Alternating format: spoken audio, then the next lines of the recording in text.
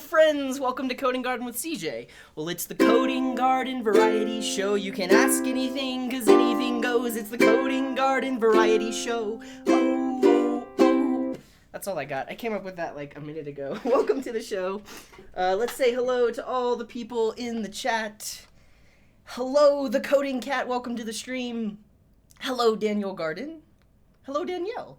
Hello, Joshua Ferris. Hello, Felix Lopez.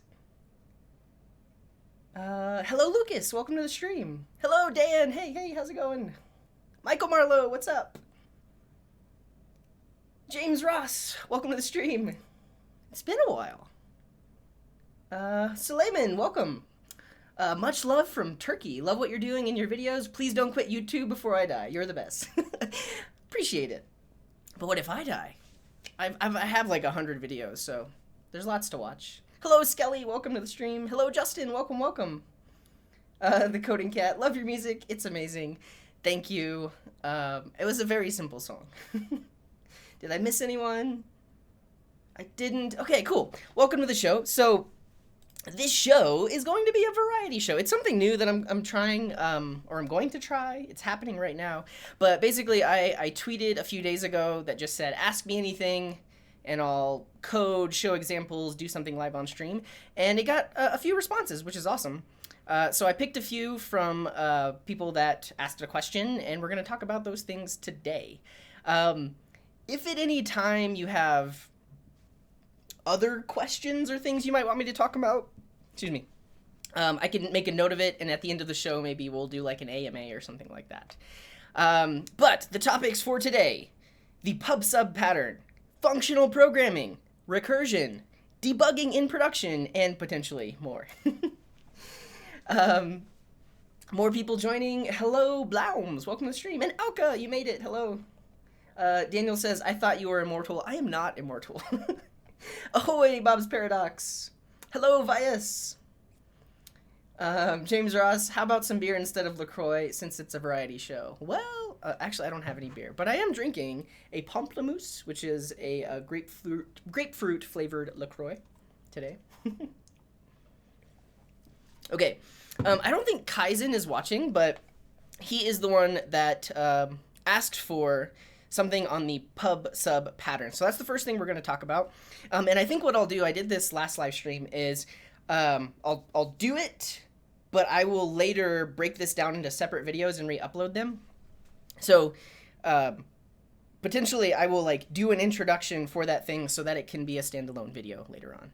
But first up is the pub/sub pattern. And this question was asked by Eckhart on Twitter. Vanilla JavaScript pub/sub implementation smiley face. So to tackle the pub/sub pattern, we are first going to define and describe the pattern.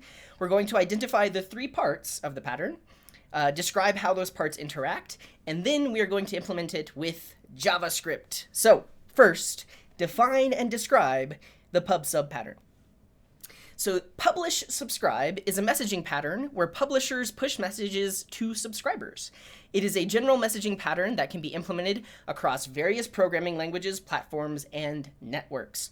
I have some links in here to, there's like a pub subsystem on AWS. You might have heard of PubNub. There are databases like Redux or messaging systems like RabbitMQ. Those are implementing the pub/sub pattern, but on a much bigger scale, and allows you to do it over the network. But in this description here, we can see that it doesn't have to be over a network. It could just be inside of a program that you have the pub/sub pattern. I have a link to pub/sub on Wikipedia and some other things that describe it pretty much in detail. But this image kind of shows what happens. So you have some sort of publishers. They're publishing events of some type. And then subscribers can listen for specific events of a certain type. And the cool thing about pub/sub is the publishers and subscribers do not have to know about each other. They don't have to have any sort of direct interaction. They don't even have to know that someone is listening, or that someone, well, they do have to know that someone has published a message. But the main benefit of this pattern is they're totally separate, and you basically just have something in the middle that mediates between the two. So that's the pub/sub pattern. It can be implemented in many different ways across networks, platforms, programming languages, but in general, that's what the pattern is. So let's jump into identifying the 3 parts of the pub/sub pattern. So there are 3 central components. The first one is the publisher. The publisher publishes messages to the communication infrastructure. We get to define what that is, but in this little image here, the communication infrastructure, you can think of it as the thing in the middle. It's like the mediator. There's also the subscriber. They subscribe to a category of messages. So you have publishers on one side, subscribers on the other, and in the middle you have this communication infrastructure. So it receives messages from publishers and maintains subscribers' subscriptions. So this thing in the middle is basically the mediator of it all. It knows who the subscribers are and who to subscribe when something happens, and it allows publishers to publish message so that it can notify the subscribers. Now, how do they interact? So a publisher, which can be any source of data, pushes messages out to interested subscribers. So it's going to push a message to this communication infrastructure. This is saying via a live feed data stream known as channels or topics. So it pushes it out and says, hey, here's this thing. And then all subscribers to a specific publisher channel. So a subscriber says, I'm listening for when the message event occurs. A publisher publishes the message event, and the subscriber, which was listening for the message event, will get notified of that. So they're notified when new messages have been published on that channel, and the message data or payload is received together with the notification. So you have these 3 parts. They're interacting in this way. Let's actually write some code to see how this might work in JavaScript. So the first thing I'm going to do is just like pseudocode. So I'm going to code it as if we already had the library to see at a higher level how it will work. And then we're going to make it work. So let's jump right into that. Let's create a file in here. Just call it pubsub.js. And here's the idea. So I need a variable that's going to be the communication interface, and let's just call that channel. And let's say we have a function called create channel. Doesn't exist yet, but let's pretend that it does exist. Okay, so now I have this channel. And if we look back at this image here, let's implement the subscriber. So we want someone to subscribe to something on the channel. So the way that could work is we could say channel.subscribe, and we'll take in two parameters. So we'll take in the event name. There were some other words that were used here. The channel, I mean, in this case, we're calling our channel our communication interface, but this is really what are you listening for. So in this case, we're just going to subscribe to the message event or the message channel. And when something happens on the message channel, we want to run this function. So this function will get access to the message, and then we can do something with it. So like received message. Okay, so that's our basic subscribe. So this piece of code could be somewhere in our code base, and that thing that uses this piece of code is known as the subscriber because it is asking to subscribe for the specific event called message, and when that happens, it's going to run this function. That's great. Now the other end of it, how does something get published here? So we could write it like this. We could say channel.publish, and we'll specify what the name of the event we want to publish is. So we'll call this message, and then what is the message we want to publish. In this case, we'll say hello world.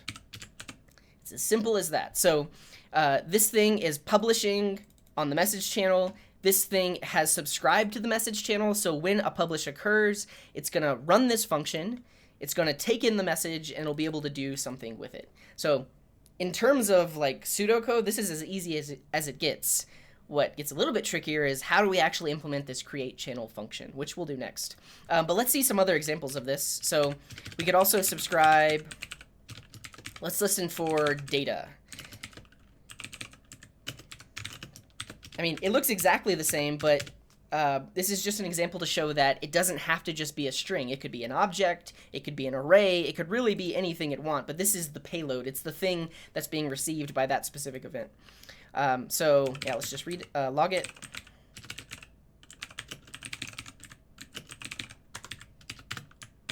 But the interesting thing to note here is now these two subscribers are listening on different channels, so they're not going to interfere with each other. This one is only going to get notified when message happens, and this one is only going to get notified when data happens. And if we wanted to publish to the data channel, we could say channel.publish data, and we can pass something in. So let's like pass in an object. I don't know, it has a date. It has some items, an array, something like that. But this is the basic idea. These things publish, these things subscribe. Okay, now let's actually implement this create channel thingy. So we need a function. It's called create channel. It doesn't take in any arguments. And we'll notice that we're using this channel thing in the outside world, and it has this subscribe and publish property. So really, this function needs to return an object that has two properties, subscribe and publish. So let's just show that. We'll return an object. It has subscribe, and it has publish. But what are those functions? We need to define them. So let's define our subscribe function internally here. And what does it take in? So subscribe takes in an event name, or just like a name, and it also takes in a function. So this should be a function that takes in like the name and some function that should be called later. What do we do with it? I don't know, but we'll figure that out. And then we also need this publish function. Publish. And publish takes in a name and a payload. So for any event with that name, it'll take that in, and then some sort of payload. And then something needs to happen here. And something needs to happen here. But what? So let's think about it first from the subscribe perspective. So the channel basically needs to hold on to these functions that get passed in, right? It needs to have some way of holding that state internally to know later on when something is published, what function should be invoked. So let's do this. We'll have internally like an object called like subscribers. And let's just say it's an object. And when you subscribe, we're going to register your function inside of this object. So eventually, I guess what it should look like is we'll have something like message, and that could be just an array of functions. So anytime someone subscribes, we just push that function into this array, and then later on when we need to publish, we can just get access to this array and invoke each of those functions with our payload. So ultimately, this is what we need to create. So let's do it in the subscribe function. So we'll say subscribers at name. First, we'll just set it to itself or an empty array. So just in case they're subscribing to something that hasn't been subscribed to before, in this case, we'll create the array. If someone else has subscribed to that before, it'll already exist, so we'll just set it to that. And then we just need to push that subscriber function in. So we'll say that thing dot push function. Okay, so now the function is in there, and later on, when some event is published, we could invoke that function. So let's do just that. So when publish happens, first we should make sure that there already are some subscribers for that given name. So we'll say if, let's say array.isArray, subscribers at that given name. So if someone has subscribed, we are now going to notify all of those subscribers. So we know that it's an array, so we could just do for each. That gives us a function, and we want to invoke that function with the payload. And that should do it. So we're keeping track of all of our subscribers. When something is published, we can access all of the subscribers that have subscribed before, and we can invoke their functions that they passed in. that should do it. If I run this code, we should just see receive message and receive data. So let's run the code, see it work, and then we'll try to make it a little bit more interactive. Like I'll load it into a node shell, and then we can like publish events and see them logged. So let's just run this now. Cool. So the subscriber received the message, and it also received data. Easy enough. Let's see.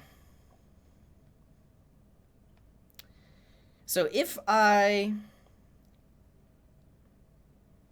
do this.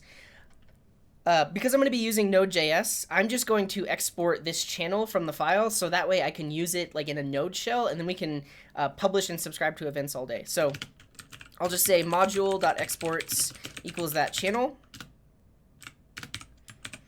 And for now, just internally, let's not publish anything. We just have our subscribers. So I'm going to drop into a node shell, and then I'll say channel is going to be require that pub/sub file. Okay. And now if we look at channel, it has subscribe and publish. And so because this code has a subscriber for message and a subscriber for data, if right here I say channel.publish message, and what message are we going to give it? Hello from Coding Garden. When I run this code, there is already this subscriber listening, so after I run this code, its function should be invoked. Are we ready? There we go, and then received message, hello from Coding Garden. So that's it, the basic code for pub/sub. I know this is a very basic example, and it's only working inside of one file, but you could use something like this in a larger JavaScript application. So in a React app, or in an Angular app, or a Vue app. Vue already has things like Vuex, which kind of work in the same way. You can essentially emit actions and listen for state in somewhere else in the app. So it's kind of working in this way, but you can import this in and publish something in some deeply nested component and listen for it in some other component somewhere else in your app, and that would work. So that's a basic implementation of pub/sub. Let's see what else we need to talk about. Super basic. Yeah, and then let's talk about libraries. So, and another thing to mention is this might look very familiar if you're familiar with event emitters in Node. So an event emitter is built into Node.js. Let's just look at a Node event emitter. Events. So this is built into Node.js, and it works in the very same way. So you can add a listener for a specific event name. You pass in a function that is the listener, and then you can emit. So add listener is like our subscribe, and emit is like our publish. But this is built into Node.js.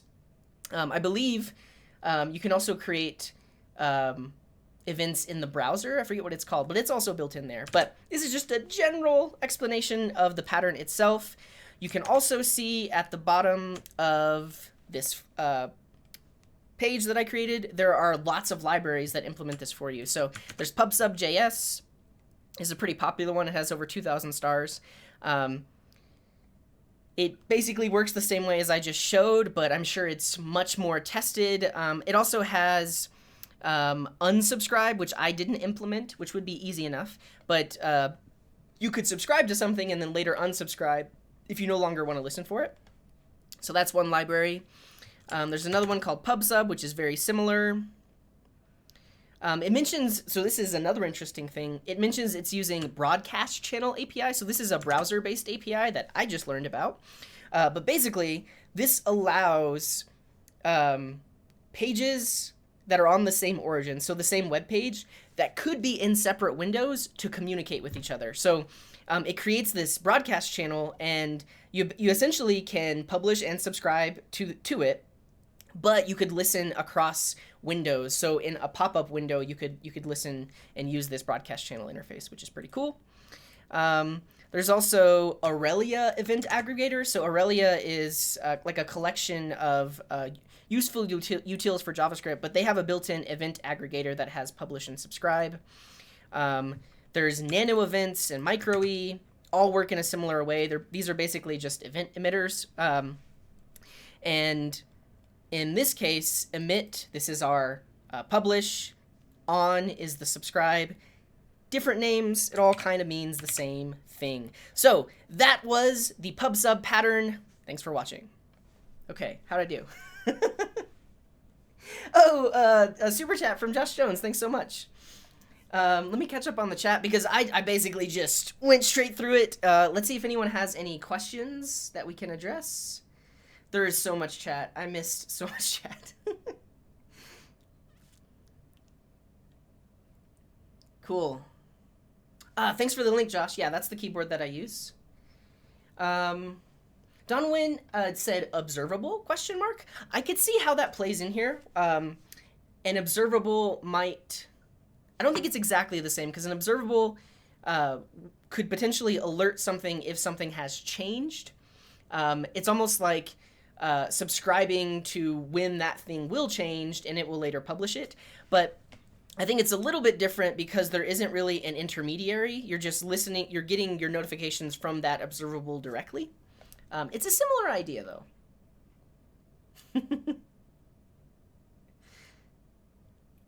Hello, Lamstack. Welcome to the stream. Hey, RabbitWorks. Can't stay for live, but you'll be back later. Thanks for dropping in.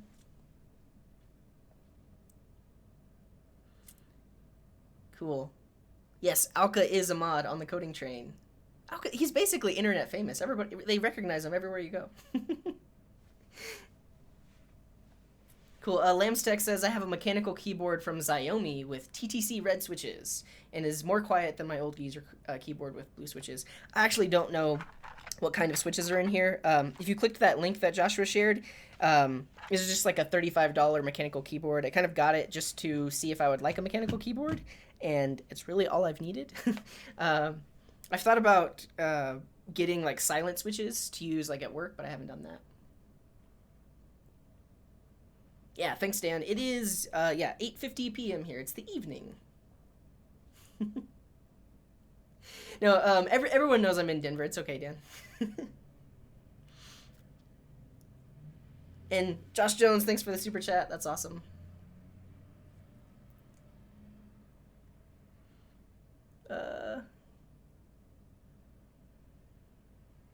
Yeah, and Alka is mentioning a lot of existing classes extend event emitter. So a lot of the things that you might use in a Node.js library behave in this way. It might not have add listener. It might be like .on or something like that, but it's probably using event emitter under the hood. Yeah. Yep. Awesome. So that was fun, and that should make a nice, I don't know, was that like 15 minutes, 10-15 minute video? Shout out to Kaizen, also known as Eckhart, for asking the question. That was pub/sub. I guess another thing to mention is if you're familiar with Socket.io, that really is a way of publishing and subscribing to events over a network. And I've talked about that on the stream before, but it is the pub/sub pattern. All right, what's next? Functional programming. So I've essentially broken this down into like what are all the parts and pieces of functional programming, and finally at the end we'll describe like why it's useful. I do plan to solve a coding problem using functional programming concepts, but if anyone has a suggestion for a problem that could be solved with functional programming that's either on like Code Wars or Project Euler or something like that, feel free to suggest it in the chat.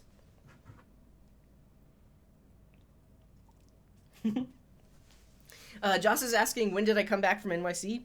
I got back in probably October, September, no, middle of September. I've been back in Denver. And yeah, and before I move on, Brian is asking, can you explain the .on thing in Node.js with event emitters? Stuff like that is a very hard concept to grasp for me, but seems very important. So I guess I can talk about it in relation to the the code that I wrote, which is a very, very simplified version of what's actually going on. But this .subscribe is like .on in an event emitter. So it typically takes in two parameters. The first one is the event that you're listening for, the event name that you're listening for. And these might be predefined. If it's an application that you're writing, you might know what all of the event names are, but the first parameter just says, hey, when this happens, I want you to invoke this function.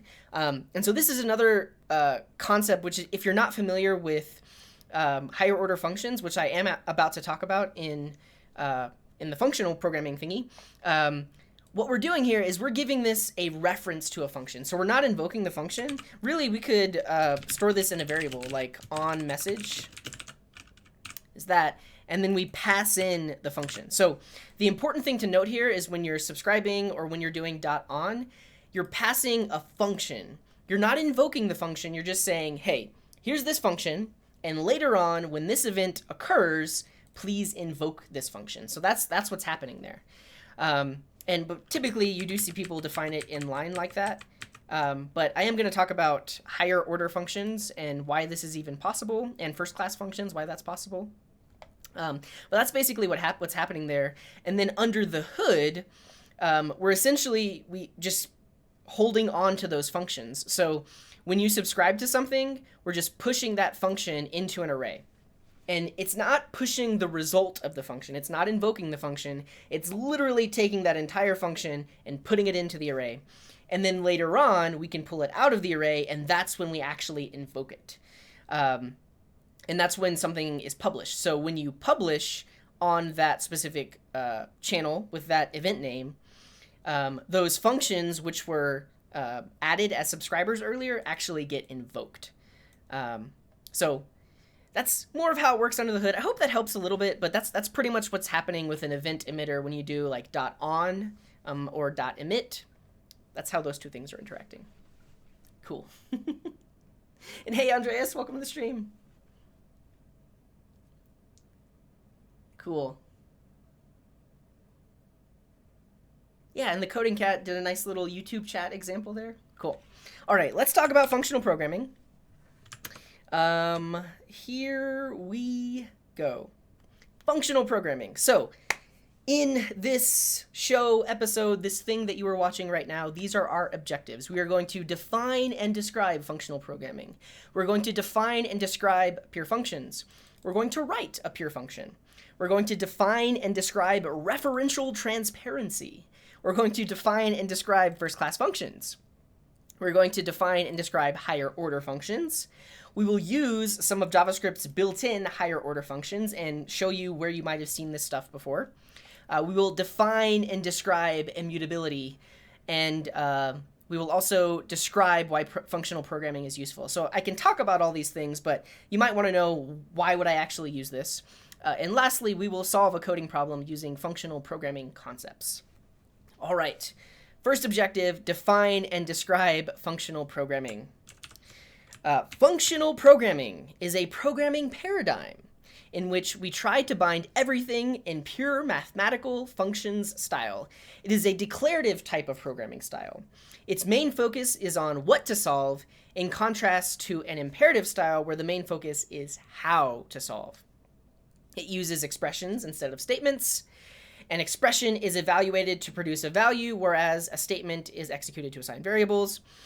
Those functions have some special features as discussed below, and we're going to discuss those.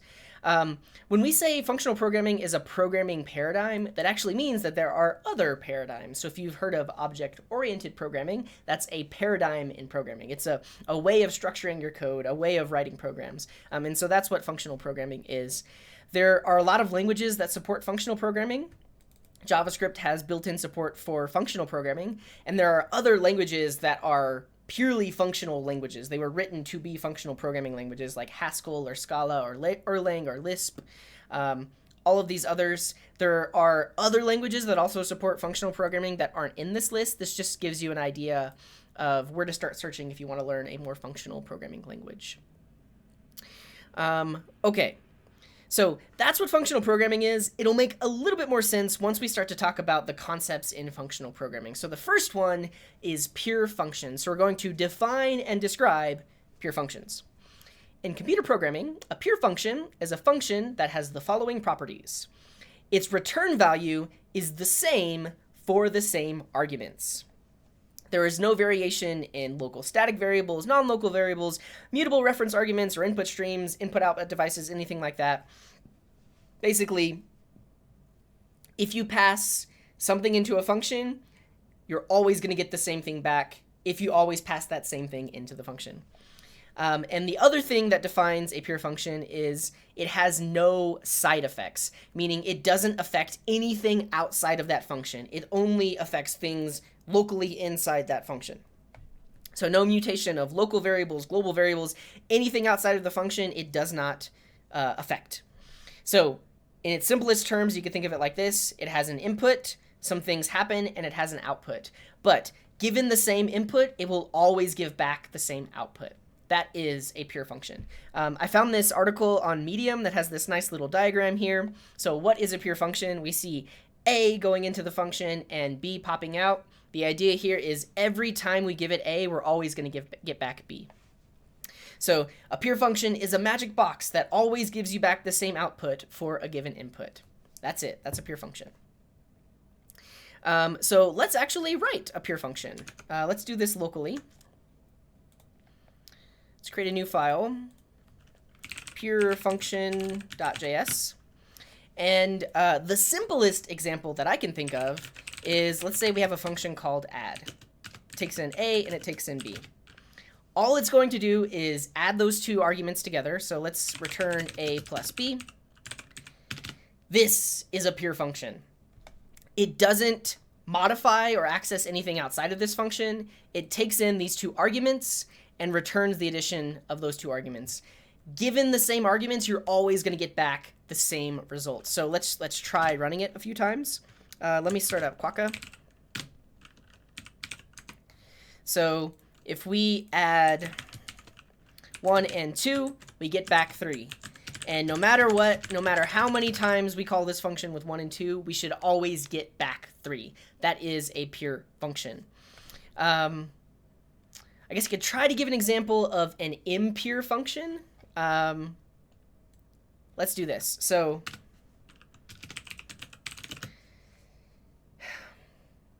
I could be very general about it. I'm just going to say do the thing. But it takes in some value B. And it's going to return C plus B. But C is going to be defined outside of here. Like that. So C is predefined as 5, and then we have this function that uses C, and notice it's using it from outside the function. It takes in B and returns the value. So if we run this function, do the thing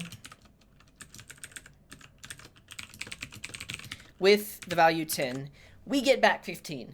And that makes sense because we passed in 10, we know that C is 5, we're going to get back 15. And right now, if I call it a few more times, we're always going to get back 15. But what if I change the value of C? What if I say C is now 20? Now, the next time I call it, I actually get back a different value. So this is an example of an impure function because it uses something from outside the function and it doesn't always give you back the same result. So this is a pure function. This is an impure function. Simple enough. All right. Now let's talk about referential transparency. And the idea of pure functions leads into this heavily. So an expression is called referentially transparent if it can be replaced with its corresponding value without changing the program's behavior. This requires that the expression is pure, so you need a pure function for this to happen. That is to say, the expression value must be the same for the same inputs, and its evaluation must have no side effects. An expression that is not referentially transparent is called referentially opaque. Here's a nice comic from the same person that wrote the other one. You can clearly see that compute simple interest with 100, 0.05, and 2 can safely be replaced with the value 10. This superpower is called referential transparency. And that is because there is a an algorithm for computing simple interest that takes in 3 variables and returns the simple interest. And it's always going to return the same value. So in your program, instead of writing invoke compute simple interest with these variables, you could literally write the value 10 and it doesn't change the meaning of the program. It means exactly the same thing. So that's referential transparency. So referential transparency has some benefits such as caching the value for a given input to the function and reusing it. So because we know in a pure function, given some inputs, we always get the same output, we could cache that. So this is also known as memoizing? Memoiz? I don't know. You can memoize a function so that when you call that function subsequent times, if you've already passed in those same things before, you'll instantly get back the value without having to compute it because you know it is a pure function. And then another benefit is writing readable parallel code. So what does that mean in the context of the program that we wrote right here? So because add is a pure function, it takes a and b and returns a plus b, we know that add invoked with 1 and 2 gives back 3. So referential transparency means I could replace this with the value 3 and my program behaves exactly the same. So the result of invoking a pure function gives us back some result, but if I were to replace that invocation with its actual value, nothing changes about my program. It still behaves exactly the same way. In this case, I'm just logging it to the console, but that really is what referential transparency means. Because you have a pure function, you're always going to get back the same value, so technically you could just replace that function invocation with its returned value and you don't change the meaning of the program. In this case, I could change the meaning of the program because if I replaced this, at this point in the program, we know that it returns 30, and I could put that there. But what if we change the program later to set C to 10? This is still logging 30, but before we were passing in 10, so this should actually be logging 20 instead. So because this is an impure function, it's referentially opaque, and we can't just replace its invocation. Okay, so that's another concept in functional programming, referential transparency. Now we move into first-class functions. So we talked about pure functions, referential transparency. Let's bring it sort of together and make it make a little bit more sense with first-class functions. So a programming language is said to have first-class functions if it treats functions as first-class citizens. This means the language supports passing functions as arguments to other functions, returning them as values from other functions, and assigning them to variables or storing them in data structures. Now, we do this pretty much all the time in JavaScript, and you may not realize that it's happening, but in JavaScript, functions are first class, meaning you can pass them around. And so earlier when I was showing the pub sub example, the fact that we can just define this function right here and pass it into this function invocation, right? So if we look at the parentheses, we are invoking the function subscribe, but we are also passing in this function that we've defined in line here.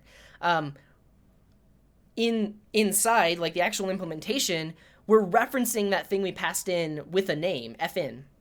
We could call it anything we want, but that variable actually has the function inside of it. So a programming language has first-class functions when you can do things like this. You can store functions in variables.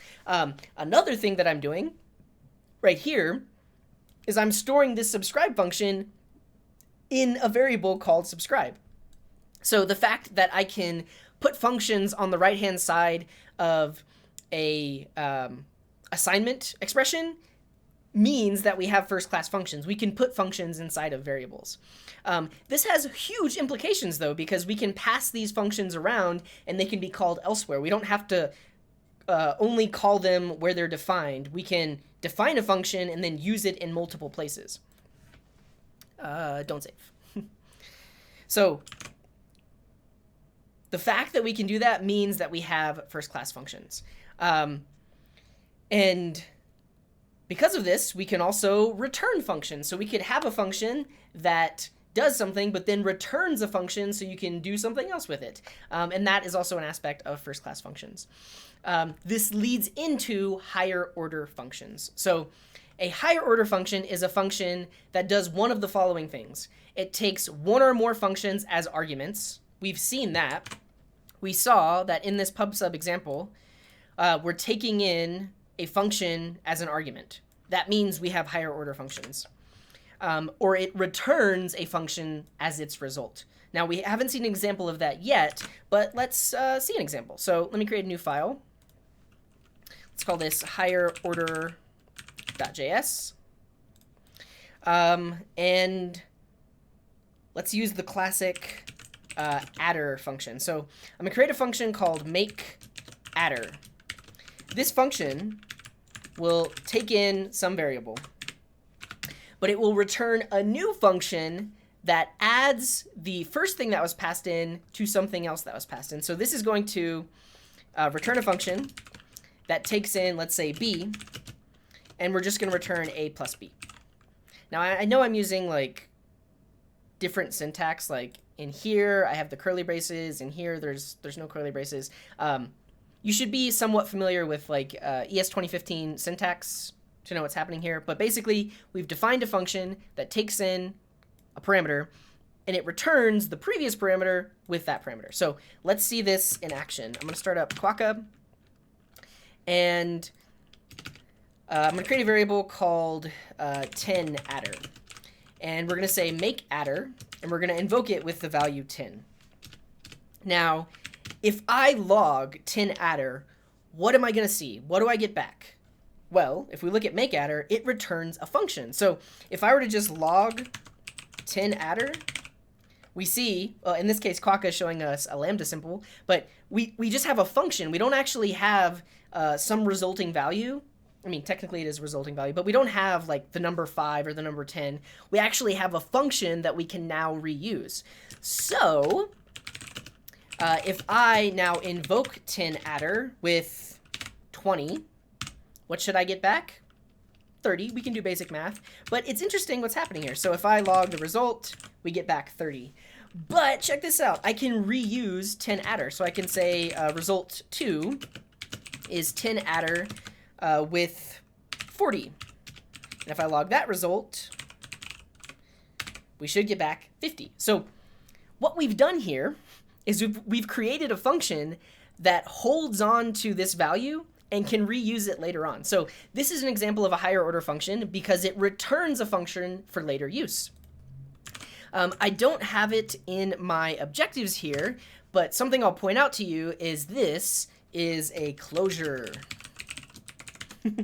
The fact that later on when we invoke 10adder, it remembers what was passed in before, that is an example of a closure because this function closes over the scope of this function so that later on it still knows that A was passed in as 10.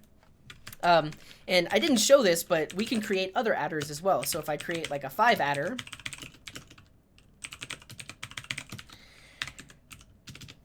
and then we use it, 5adder with 20. Should get back, makeAdder. So we'll make adder with the value 5, and then we can reuse it. But because this is a pure function, right, it takes in A and then returns a function that uses it, later on when we create make 5adder, we're not affecting the previous one because it's a separate closure. So if I tried to invoke 10adder again, it's still going to give us back something that adds 10 to the value because they don't interfere with each other. They have separate closures. They're holding on to separate values. But this is an example of a higher order function because it returns a function. Okay. Use some of JavaScript's built-in higher order functions. So you may have used these before and maybe not noticed it or knew or realized that they were higher order functions. But for example, for each on arrays. For each takes in a function and then calls that function on every element in the array that you're calling it on. So this is a higher order method. For each is a higher order method because it takes in a function and then will call it for you. Similarly, map, filter, reduce, find, sum, every. These are all examples of functions on the array prototype that take in a function and then call that function on every element in the array. They have different implications, like map takes an array, returns a brand new array of the same length. Filter takes an array and returns a new array that may be a smaller length or the same length depending on the filter function that you pass in. Reduce takes an array and reduces it to some other value. It could reduce it to a number, to an object, to another array. But basically, it still is a higher order function because it takes in this reducer function. Find takes in a function that will get called on every element, and if that function returns true, will give you back the element that it found in the array. Sum will return true if some element in the array returns true for the thing that you're comparing it against. But this is a higher order function because it takes in this function, or takes in a function. Same thing with every. But these are examples of higher order functions that you may have seen in your JavaScripting day-to-day time. I don't know, writing JavaScript, you'll see these things. So that's higher order functions. Okay, let's also talk about immutability. So an immutable object, or unchangeable object, is an object whose state cannot be modified after it is created.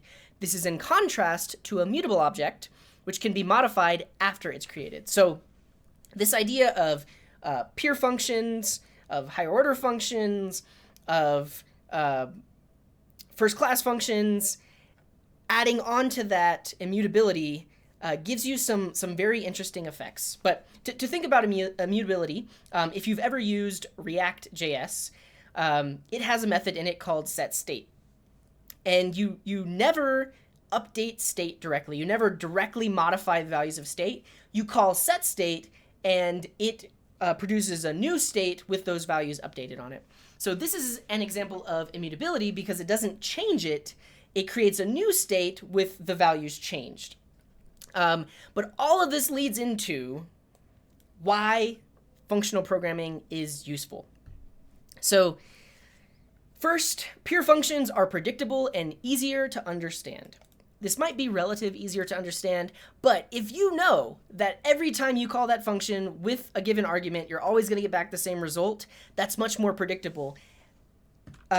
Versus having some function that uses external variables, and you don't exactly know if you're always going to get back the same result because some other part of your code might have changed these variables.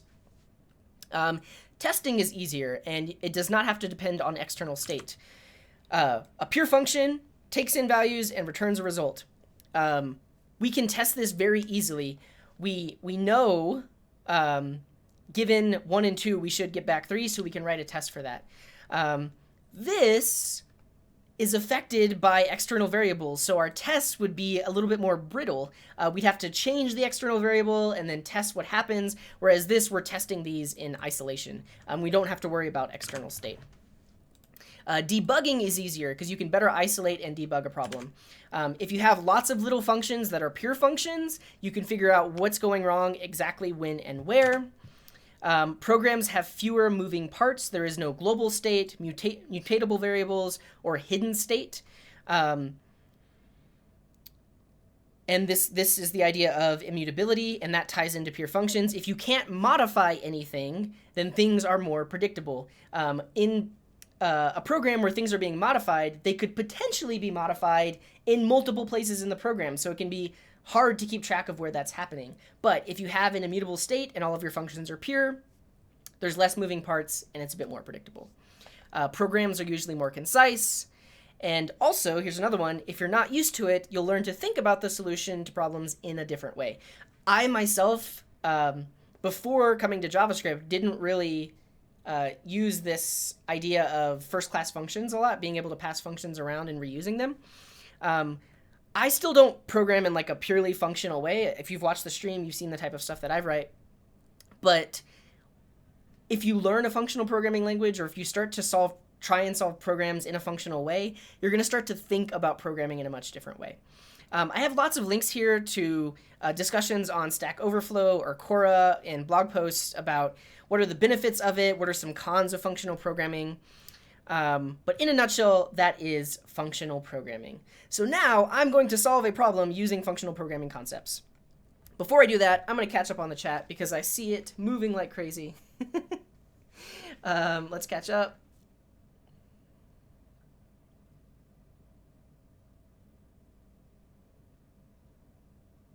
Cool. Oh, Lampstack is telling me that I have blue switches. Okay.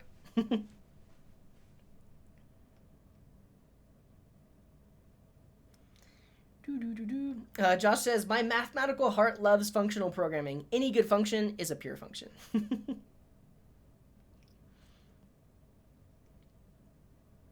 Yeah, and actually, I watched that live stream where the coding train drew a heart with math on Valentine's Day. That was pretty cool. Memoize. Memoize? Memoize. Thanks, Amal. Ross is saying referential transparency is used in ahead of time compilation. So there are certain programming languages that do ahead of time compilation that like optimize your program, and it might do things like that. So I mentioned referential transparency is you can take this and just replace it with the value 3.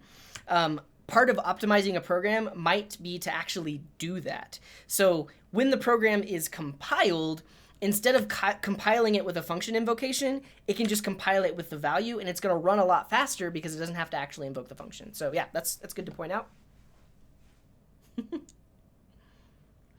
The Coding Cat is asking, does the function travel in a first-class seat? No, but at the end of the day, you can pass it around to functions. So to other functions, you can put it in variables. It's first class.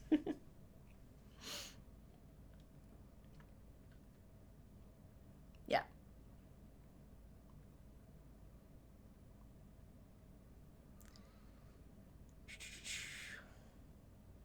Ross is saying, I'm looking forward to watching CJ debug in production. I actually have a pretty interesting thing I'm going to try. Like, I'm going to deploy an app and have you all, like, use it, and I'll show how I can actually see logs and stuff like that, so that'll be fun. Amy is saying there are a lot of fancy words in this one. Yeah, and I guess for my approach to, like, what is functional programming, I really just tried to show, like, what are the main things you're going to see, but when you get into the depths of functional programming, it can be pretty heavy. There are monads, there are other things that I don't know the words for, but yeah, functional programming can get pretty heavy, but you can use a lot of these concepts, especially in JavaScript, to write cleaner code, easier to understand code, that kind of thing. Ross is saying, this stuff is so useful for interviews. Yeah, I mean, especially if they just want to know, like, do you know what functional programming is? Can you describe referential transparency? Yeah, you might be asked some of these things in an interview, definitely. BMax says, it's been a minute since I've hopped in a stream. I got a job finally. I'm doing Java stuff with a consulting company. It's a little stressful, but I'm excited to start working. Congrats, that's awesome. Dan says OOP is pronounced oops, I believe. Yeah. If you've heard the idea or the phrase composition over inheritance, that is... It could be comparing functional programming and object-oriented programming, because in object-oriented programming, classical object-oriented programming, typically there is a lot of inheritance where you define a base class that has some functionality. You then inherit all of that functionality in a subclass, whether or not you need all of that functionality. Whereas in functional programming, you can create lots of little functions that do all the things that they need to do, and then compose them together to get the total functionality that you might need. And actually, I think the problem that I'm going to try real quick with on Code Wars is a composition problem. Yeah.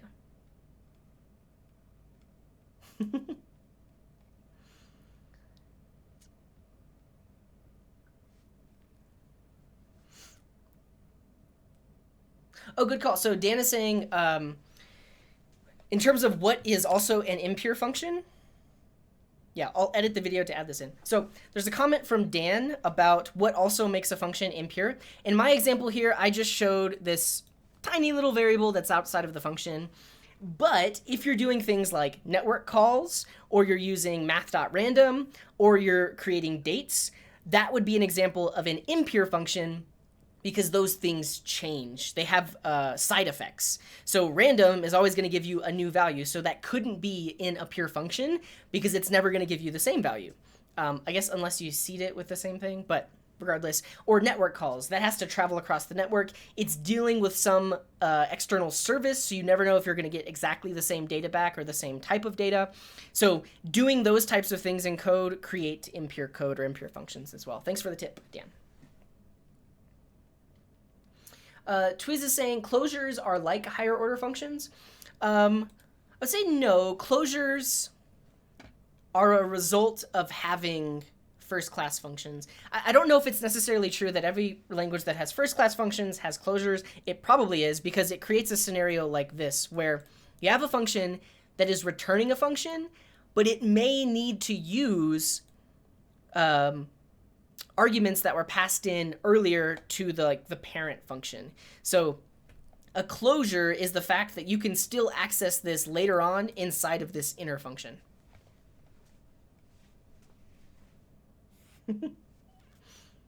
Hello, Terry. I think I saw your tweets on Twitter. Welcome to the stream. And hello, Andy. It's been a long time since I've seen you in the chat, but Andy says, thanks for all your streams. I'm watching on demand most of the time due to schedule, but I'm still getting a lot out of your channel. Appreciate it.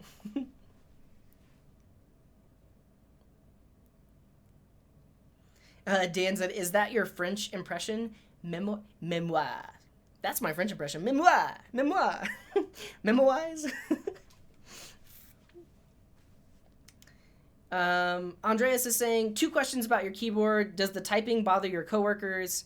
Any tips on getting used to Mac shortcuts for Windows keyboard? I don't use a mechanical keyboard at work. I actually have just like a Mac wireless chiclet keyboard. But I imagine it would. This is loud. Any tips on getting used to Mac shortcuts? No tips, but I think I do. Let me hide my screen real quick. I have a cheat sheet of like Mac shortcuts that I use all the time. Let me look it up.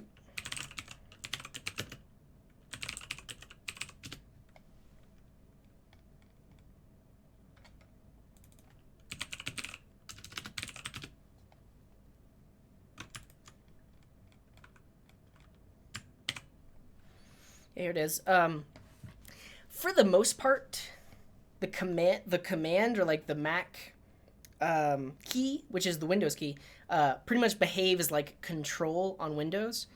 And so jumping over words uses Alt, going to the end or beginning or top or bottom uses Command, selecting words, you combine those with Shift.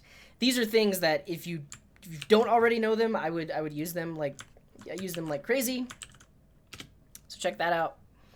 And I think like these technically work on Windows too with Control, but that probably doesn't answer your question, but there's some shortcuts you can use. His second part of the question, I get confused when I should use the Windows key when the Alt key when coding using a Windows keyboard on my works Mac laptop. Yeah, so I think Alt, does it behave the same way as Control on Windows? I really don't know.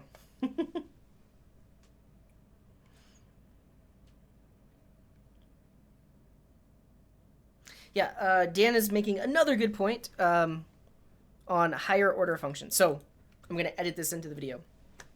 Also, there's a comment from Dan.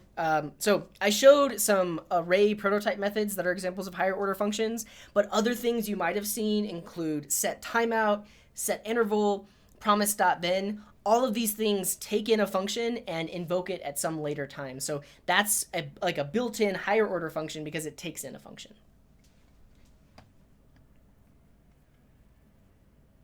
Oh yeah, and there's a name for this. This is currying, I'm pretty sure. So currying is when you take in an argument, reuse it, and return a function that can use it. I'm pretty sure this is currying.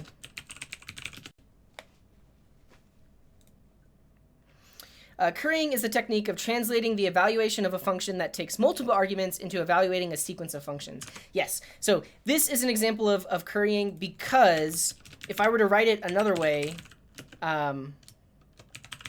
this takes in A and B.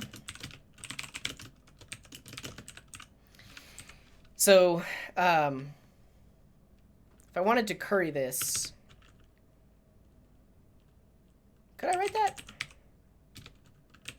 Curry takes in a function. So this returns a function that takes in a value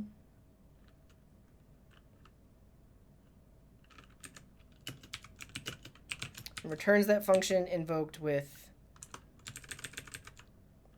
the rest of the values. I don't know. I don't think I could write that, but I think this is like I'm manually currying it because I took a function that took in A and B, and now it's a function that only takes in one value but returns a function which uses the previous value. Yeah. For example, a function that takes two arguments, one from x, one from y, and produces output z. Currying is translated into a function that takes a single argument x and produces a function from y to z. It's related to partial application. So these are other key terms in functional programming: currying, partial application, monads, all those things.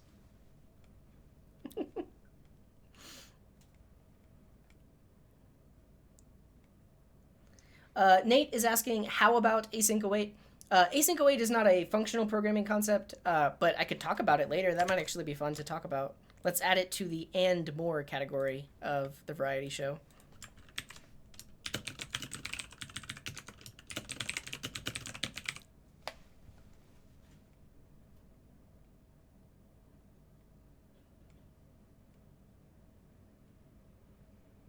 Well, Amal says, Travis slammed me. Do you mean Travis CI? Because I've been having lots of issues with Travis CI lately. Yeah, I don't know.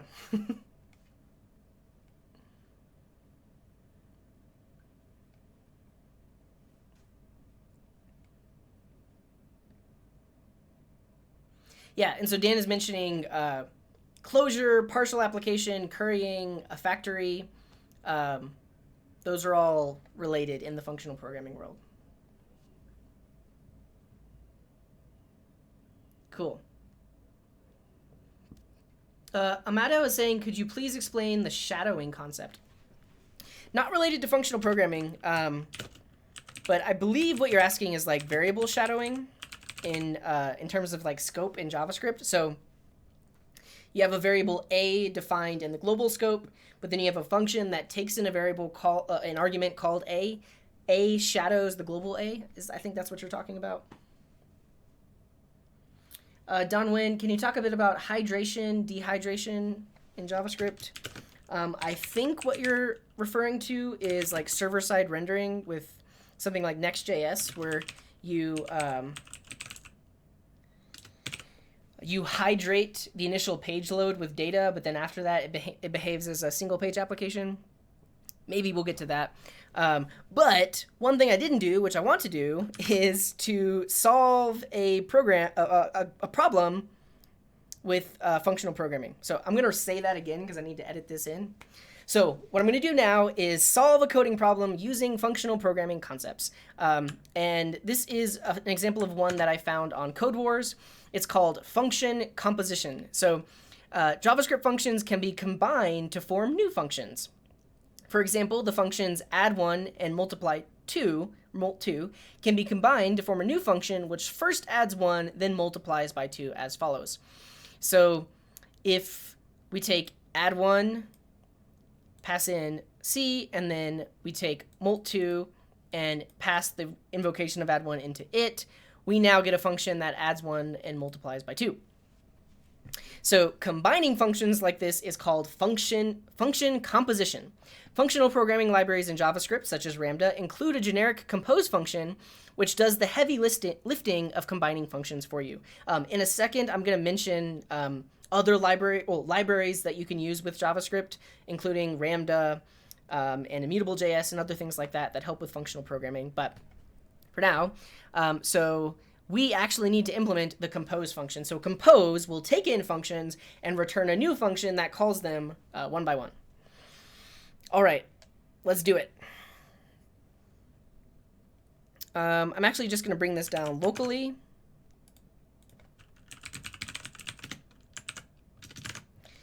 And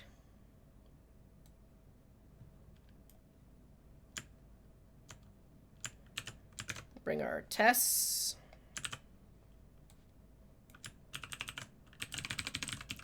And I think this will be a good example to show because it really is an example of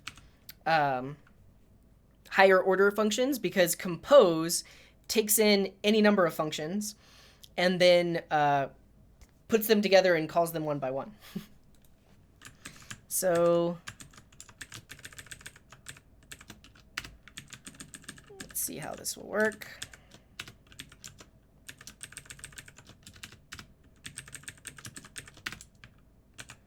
All right, I'm going to start up Quokka. Right now, our function returns undefined, so you can't actually invoke it. But let's think about this in the simplest case, where we just take in two functions like a and b, and we want to compose from right to left. So what we need to return is a invoked with well, we need to take we need to return a function that takes in some value. Let's do this. Let's call this function 1 and function 2. So we need to return a function that takes in a value like a, and then calls function 1 invoked with function 2 invoked with a. Easy enough. So that handles the simplest case, where we have two functions and we get back 12. But what if we have more than one function and we're trying to pass in 4? This could get really tedious, right? Because we'd have to write out all of the functions. We'll have to use a built-in thing in JavaScript, which actually allows us to take in all of the arguments to the function into a single variable. So we can use the, I guess we'd call this the rest operator. Let's call this functions. And then we need to iterate and invoke those functions. So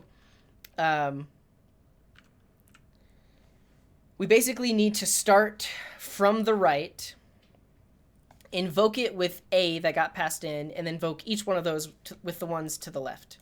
So here's what we need to do. We need to do functions dot, so first we'll say all functions, and we're just going to do functions dot reverse, because we want to call the farthest one with the value of a. So we'll say result is going to be all functions at 0. So the first one invoked with a. Oh, sorry. Functions does the reversal inline, so we should just be able to do that, I think.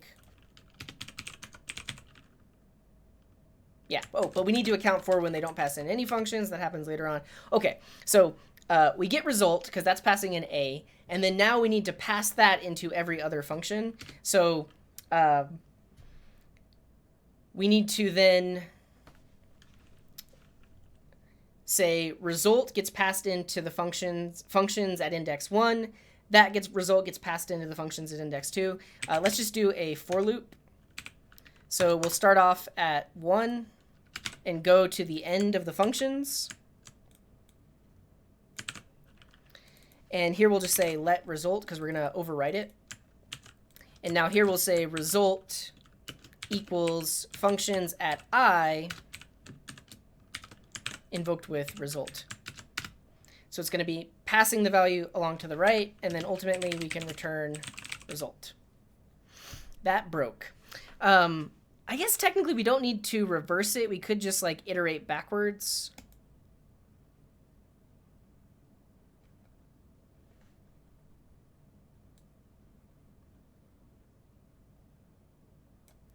So let's think about it in the case of this very first example. So compose gets invoked with two functions, molt2 and add1.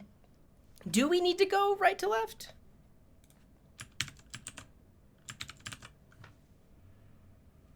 I'm going to figure this out. So 5 gets passed in as A.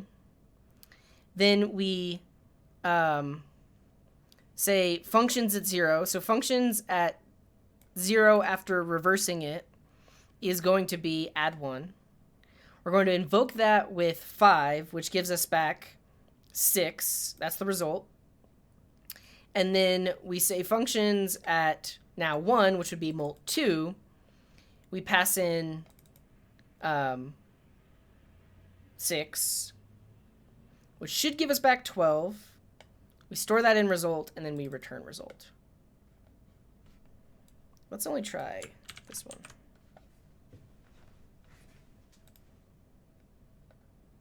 Oh, functions.length. There we go. So now it can work with any number of functions. So it works with 2.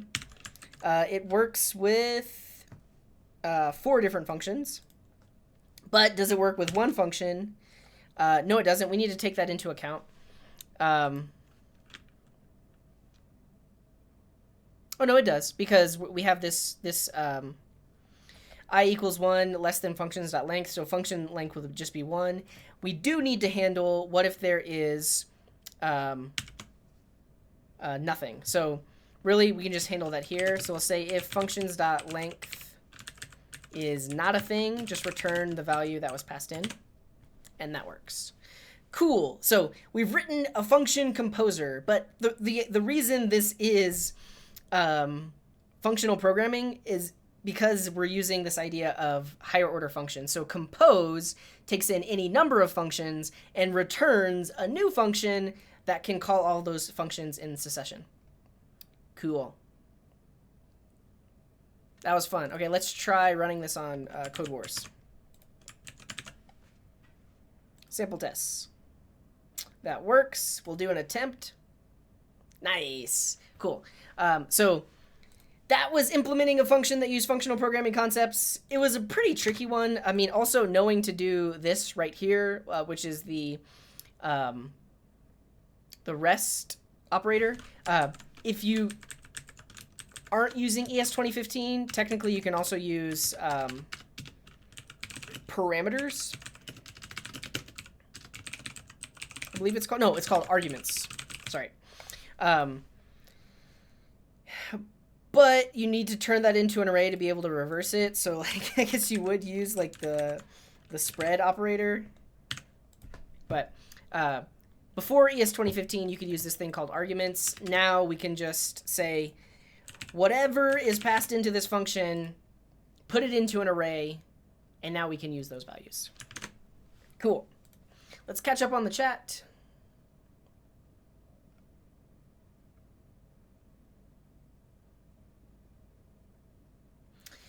Michael Marlowe is saying, where do generators fall into all of this? I don't think it's a functional programming concept. Generators are about halting the execution of a function or pausing the execution of a function so that it can be resumed later. Generators are essentially functions that can return multiple values instead of just a single value, which by its definition would not be a pure function, I would say, because it returns something different every time you call it. Yeah.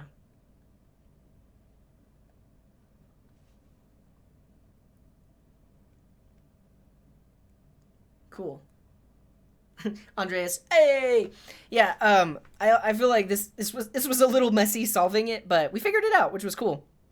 But earlier when I was trying to figure out how to do this this currying thing, this basically curries the function. I guess it takes in multiple. So I don't know if that's currying. Is it currying? Amal, are you still watching? Is this currying? I think it's just currying. Cool. Don is asking, should compose check that each argument is a function? Probably. If we wanted to do like defensive programming and make sure that everything that's passed in here actually is a function, we'd definitely do that, because that could break this line of code right here if it wasn't a function. But I believe this was it was just a 6Q, so they assume that everything is going to be a function. I do like this solution, though. So this is showing other people's previous solutions, reduce write. So reduce write is reduce, but it goes in reverse. So like it traverses the array in reverse, which is what we needed to do, because we needed to go from right to left. So that's pretty cool.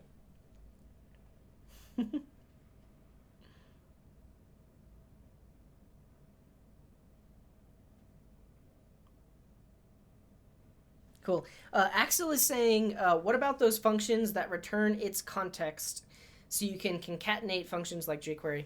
I would say I don't think that's a functional programming concept, but I think I know what you're referring to. Like in jQuery, you can do $thing dot style, specify some style dot dot whatever, because each of these functions returns itself. That's a different concept. It's an interesting concept. Also, that works with promises, because you can just keep .thenning a promise like crazy, basically because each the invocation of .then returns the promise itself, so it can be .then. Yeah. Okay, I'm going to give like a nice little ending to this. Okay, so that's how to solve a Okay, so that's how to solve a problem with functional programming concepts. In this case, we definitely use like higher order functions. It was also a pure function in that it didn't use anything from the outside world. It's always going to give back the same thing no matter what you give it. You can also check out awesome FP.js. So this is a collection of tons and tons of functional programming libraries, resources, different things you can use with JavaScript to make your code more functional. Lambda is a really popular one.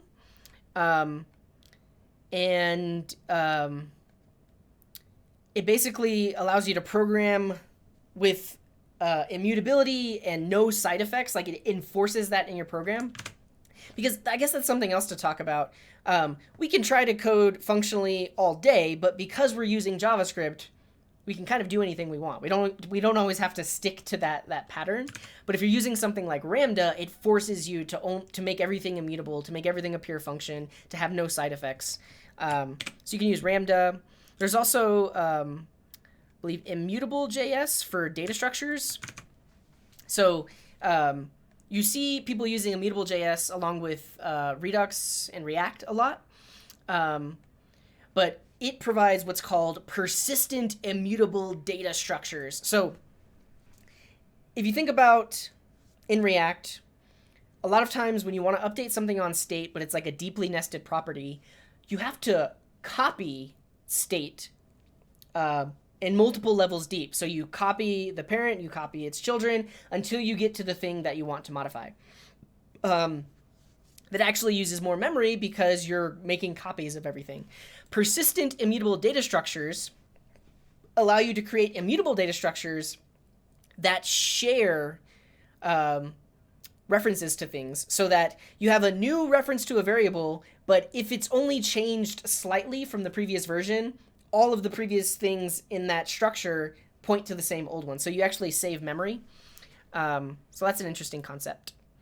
But yeah, Immutable has things like maps, sets. What else? Yeah, basically you would use this library for all of your variables, and then you essentially get immutability in your JavaScript variables, because by default in JavaScript you can modify things like crazy. So that's functional programming. Hope it was useful. See you next time.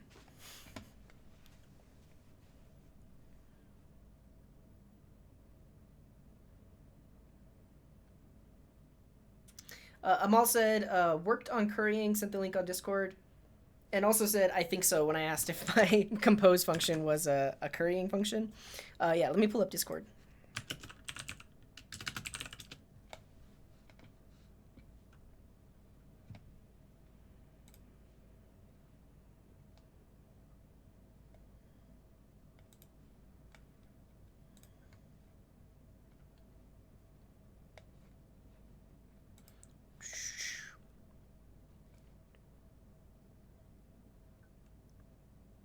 Ooh, so if you're on the Coding Garden Discord, Amal shared a video by Douglas Crockford, an intro to functional programming. So that'll be cool to check out.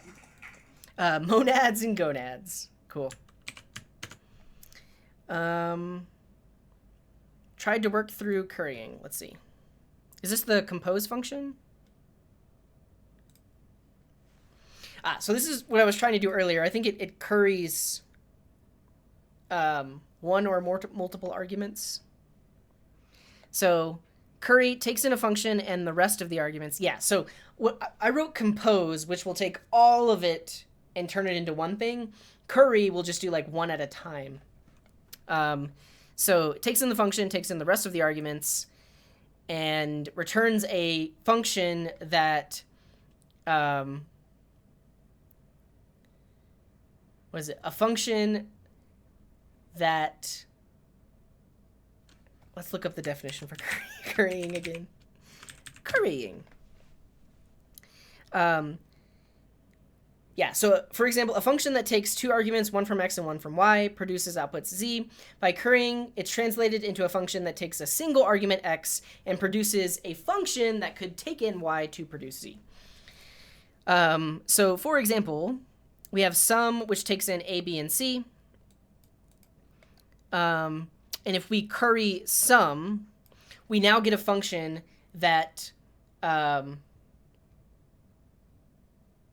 takes in a and returns a function that takes in b and c. Run the code. So our first log here is just the sum. If you curry it with just sum, you get back a function because it's a function that would take in b and c.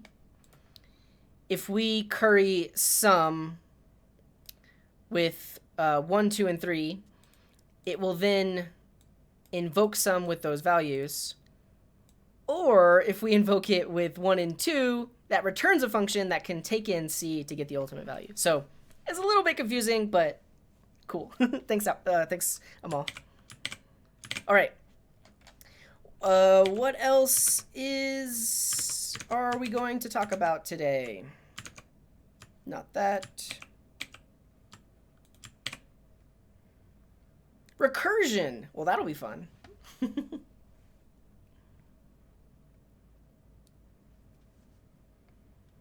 Yeah, Dan says, to curry, either apply arguments until your function returns a non-function value, or you could hack autocurry helper using function.link, which gives a function's number of arguments. What?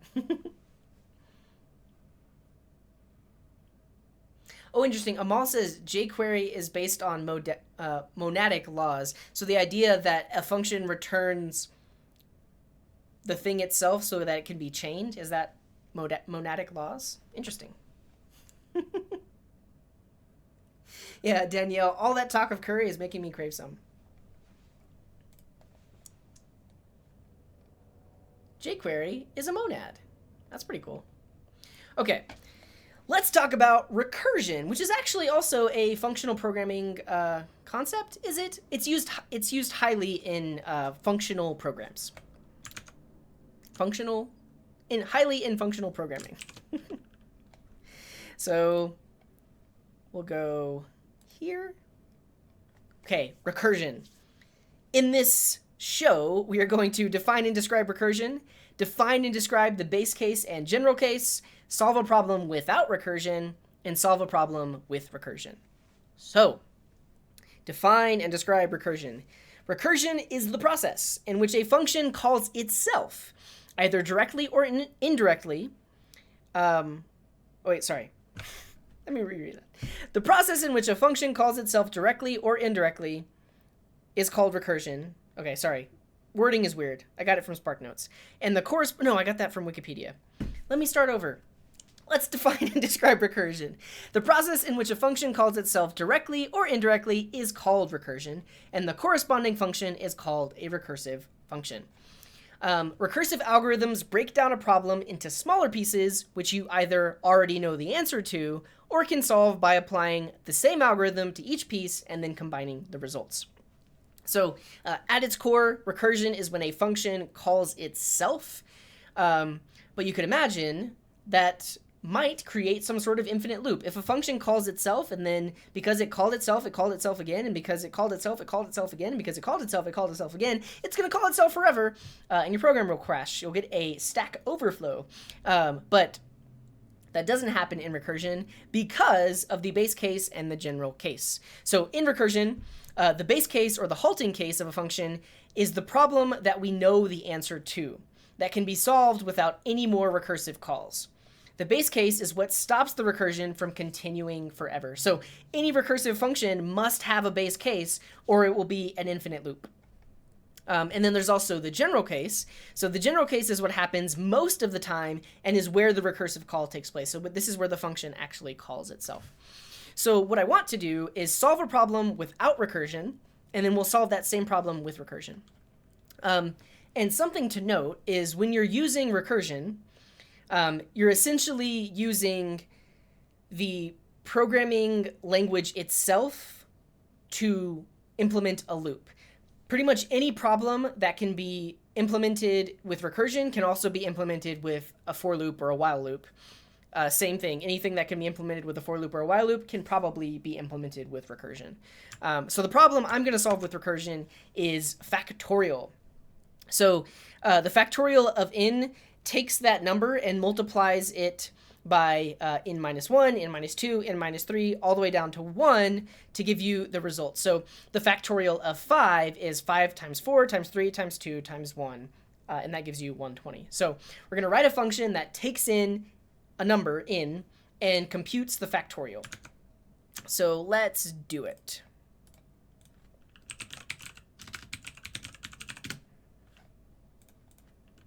Okay, this is non-recursive first. So we have a function, factorial. It takes in n, and we need to multiply it by n minus 1, minus 2, all the way down to 1, get our result, and return it. So to test this, we can say factorial of 5 should give us back 120. Okay, right now our function returns undefined. So for this, I probably need a place to store the result. I then need to iterate from n down to 1.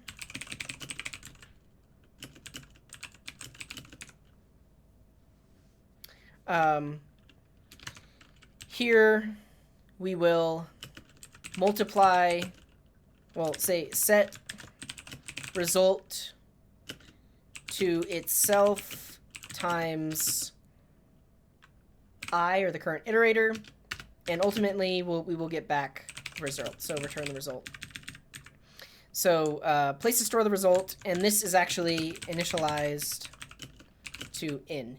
So we start off with the result is 5. So if you look at the computation here, it starts off as 5.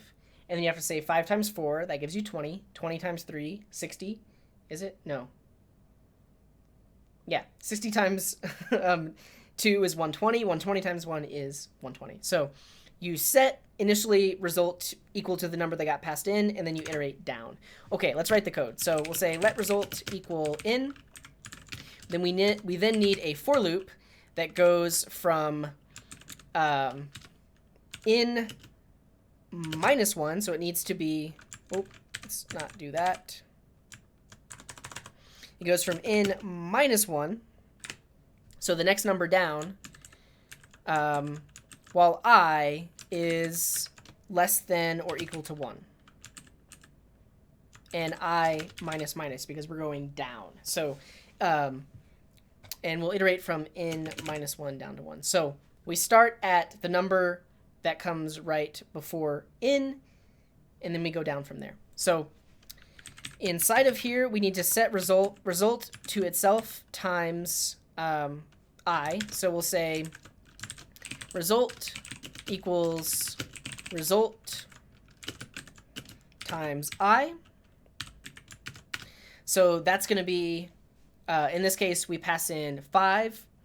N minus 1 is 4, so we have 5 times 4. That gives us 20. We store it in result. We go back around, and we get now 3. 20 times 3 is 60. We store it back in result, etc., etc. And what did I break? Array is not defined. Where's array? Oh, I need to restart Quokka.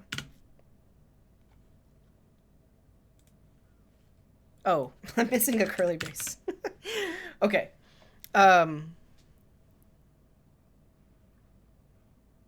Oh, sorry. Well, I is greater than or equal to 1. So we want to keep iterating until I is 1. This didn't iterate at all. And we get back 120. So without recursion, easy enough. We just have a loop that goes down. Now we want to implement this same function, but using recursion. Okay.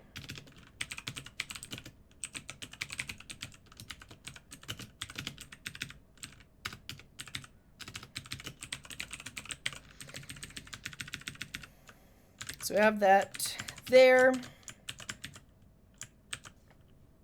Let's call it factorial recursive.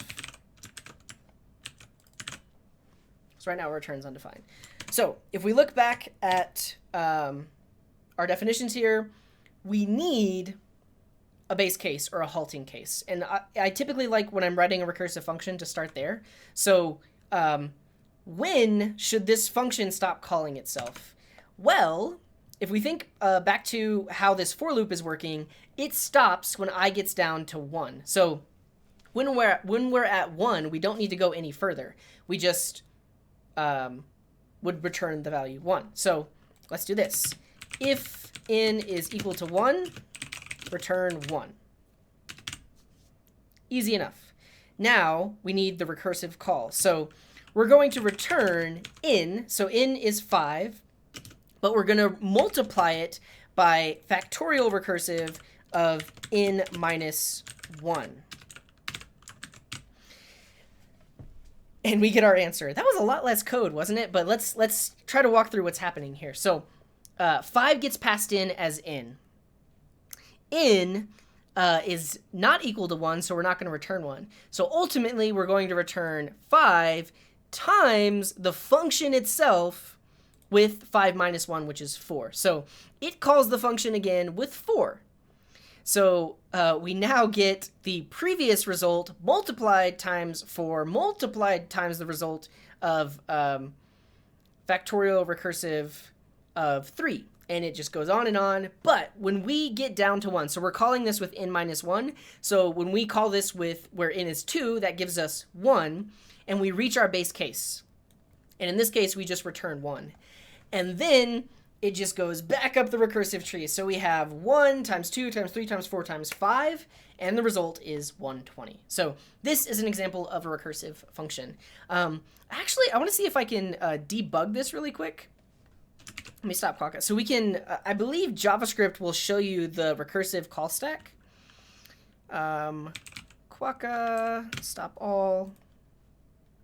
Okay. Going to set a breakpoint here and here. Let's run it.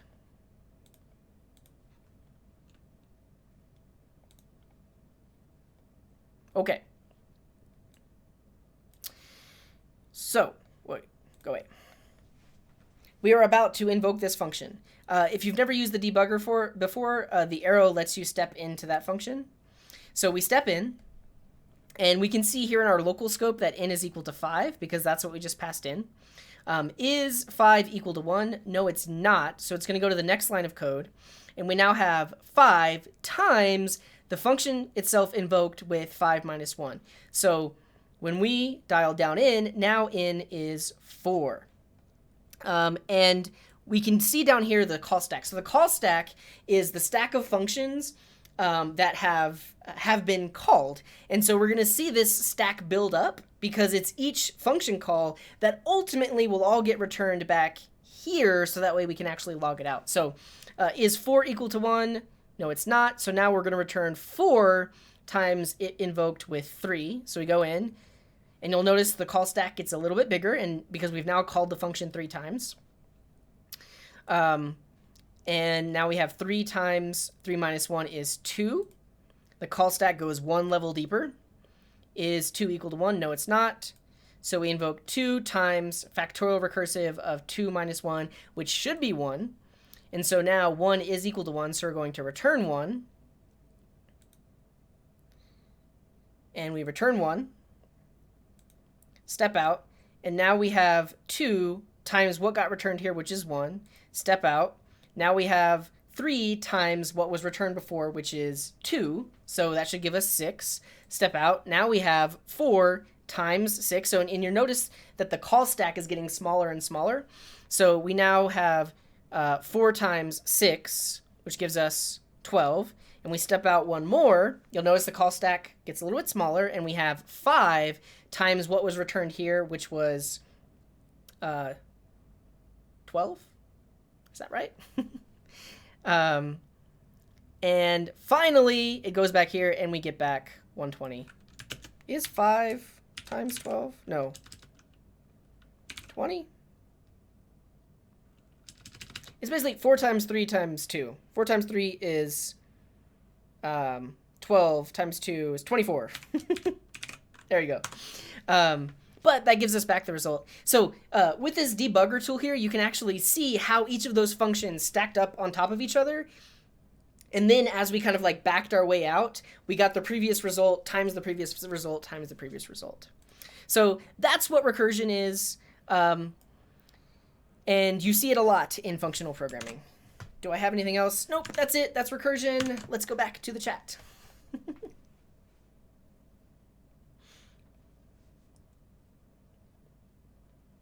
See you later, Josh. Thanks for dropping by. Have a good night.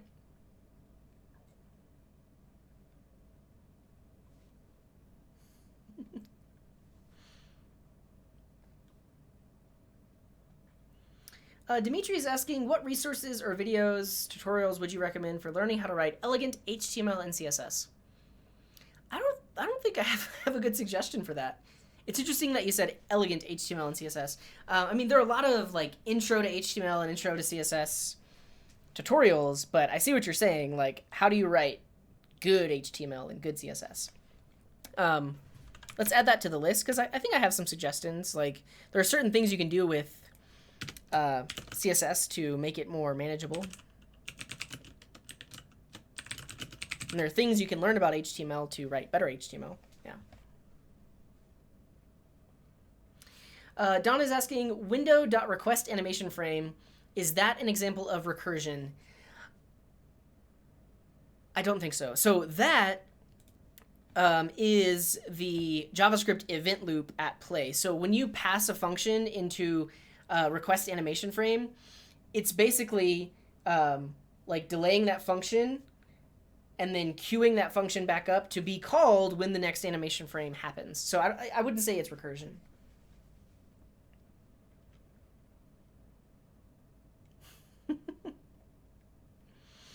Danielle is asking, is this kind of how reduce works? Not exactly, but you could think about it in the same way. But with reduce, your accumulator value that gets returned every time gets passed in to the function the next time it gets called. So it's not really using the call stack like recursion is. But the accumulator itself is building up that value. So it's a similar thing that's happening when you're deep into the call stack and you're coming back up, because each time it's returning the value, it's getting returned to the function before it. Yeah.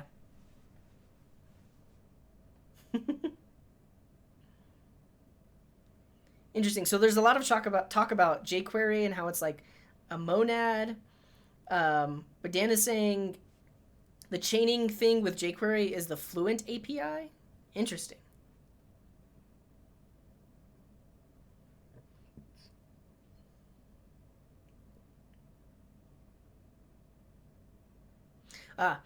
Tony put a function here. I think is this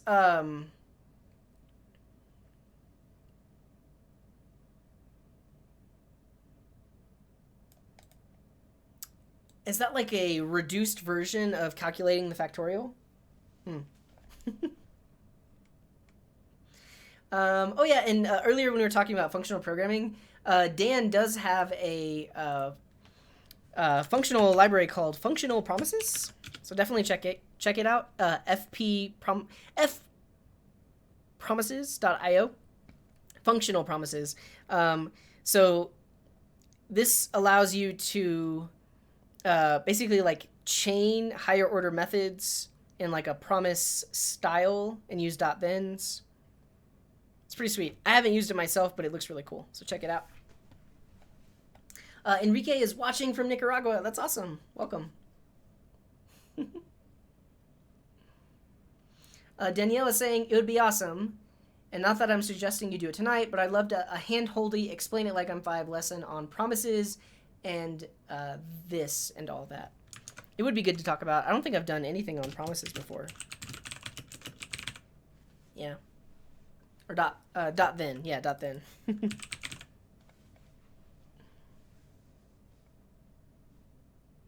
Oh yeah, and Dan is working on promises stuff, so check that out. He does say it's moderate/advanced, but he's open to feedback.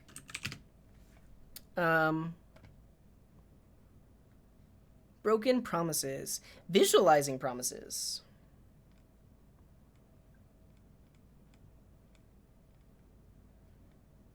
Oh, little animations? That's great. Definitely check that out. Yeah. Okay. So that was recursion. That was cool. We did it. Now debugging in production. This will be fun.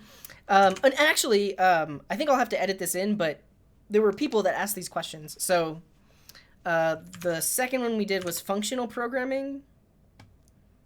That was asked by AFBK. So shout out to AFBK who actually made the suggestion for functional programming.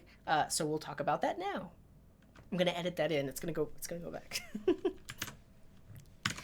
Shout out to AFBK and Dana who both asked about recursion. And we will talk about recursion now. Now debugging in production. So this was a suggestion from Saison, who says how to debug a problem that only occurs in production. So for this, I have some suggestions. I'll talk about what tools are available, what you can do, and then I want to show an example with LogRocket because it is one of the tools that I have used myself, so I can show you how it works. And I guess there are different levels of debugging or logging. If you're using node.js, you can do internal logging. So Winston is a logging library. Debug is a library that allows you to debug with namespaces and have like console logs with namespaces.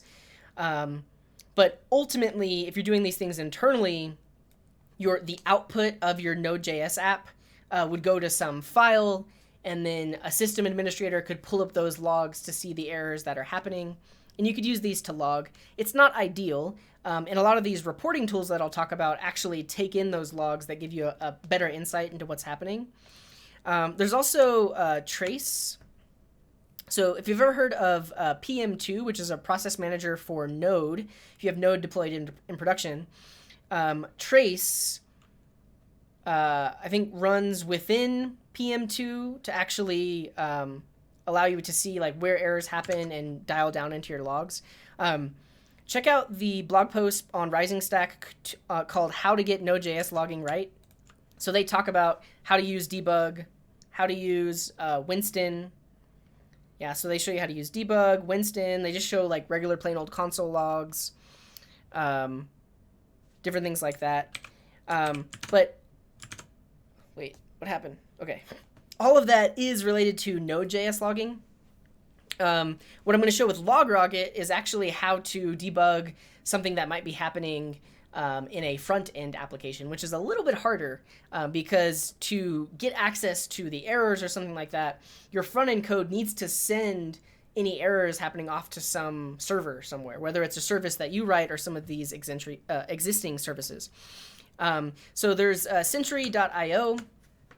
This can hook into your Node.js app, and basically all of your logs that might just be on a file on some server somewhere, they can get reported up to Sentry, and you have a dashboard where you can view all of those error logs and dial down into them. A lot of these other services work in a very similar way. They basically have dashboards that track errors, and they can send you notifications. I'm not going to dial down into all of them, but they all work in similar ways. I don't have one to suggest over the other, but I do want to show an example with LogRocket, which is somewhat in a different category because it's not just back-end errors. They actually provide libraries that you can include in your front-end code where if errors are happening on the front end, it sends reports off to a service where you can actually view them in a dashboard. So for this, I'm going to set up a React app. We're going to add Redux, and then we're going to integrate LogRocket into it so we can get logs of all the errors that might be happening. Let's do it. So let's do create React app. Debugging prod.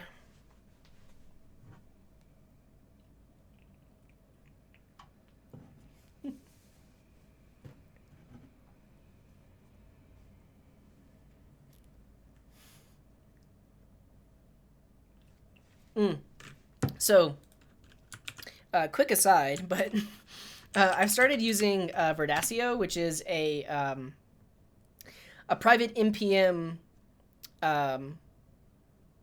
repository host that you run locally on your machine. And if I don't have it running, my NPM installs don't work. But when it's running, you can actually see like all of the logs coming in. And the cool thing is it caches all of those packages locally. So look at that. It downloaded the Create React app like instantly, pretty much because I've run this command before, and all of those packages are cached locally on my machine. Total aside, but you can actually run Verdasio in the background, so it always stays running. I just haven't set that up.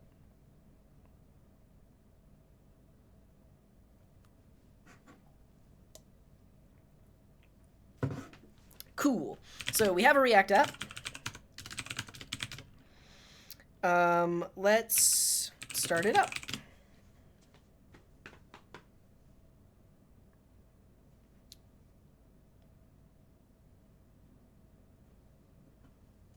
Yay.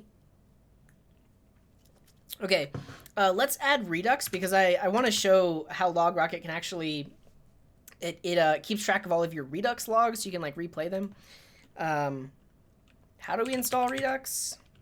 I don't know. Let's figure it out. Get started.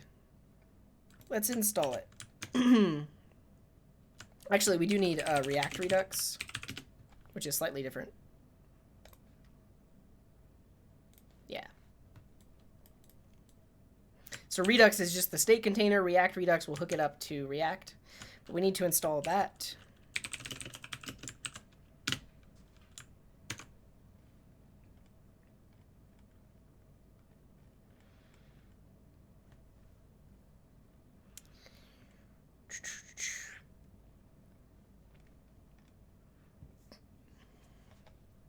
Getting started. We installed it. We can create a store, but how do we hook it up to React? Are you really not just going to tell me? I did some videos a while back on how to set up Redux. Let's go to that.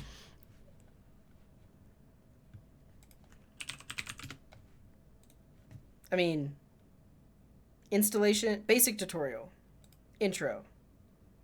Okay, that's how to use it, but how do I integrate it into React? Here we go, creating the store. Okay. So we need the provider that's going to be in our main file. So we have our React app in source index.js. We need to bring in the provider from React Redux.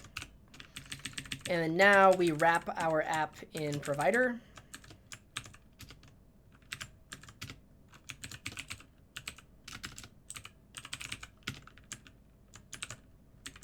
Like that.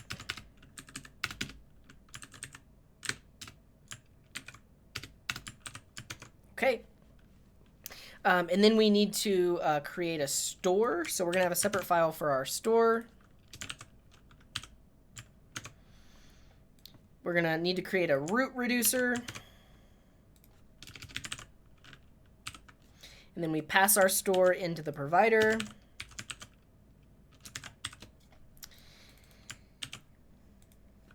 But we do need to define a root reducer. So import root reducer from, let's just put it in a file called store. All right, so in our source directory, we need a file called store. What's in the store?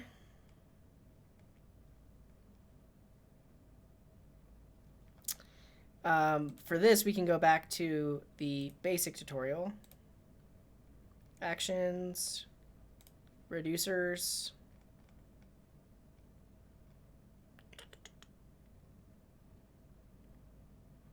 Yeah, this is pretty much what we need. So our store needs to export a function that takes in state and some action, and then returns that state and modifies it based on some action.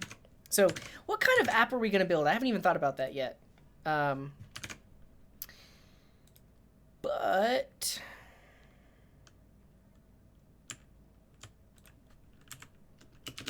let's default this to just like an empty object. We take in the root reducer from the store, put it in, and everything's broke. Let's restart it. Can't resolve Babel loader?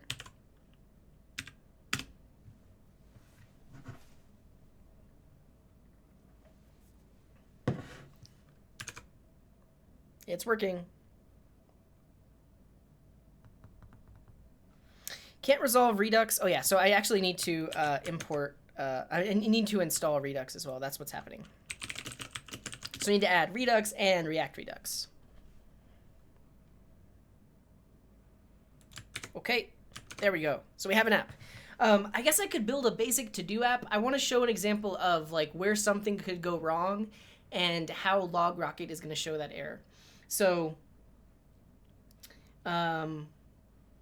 yeah, we could have where people can, you just have like a list and you're adding to-dos. But what could go wrong? I guess if you add a to-do that's empty, maybe. I haven't thought this in depth. Any suggestions or ideas?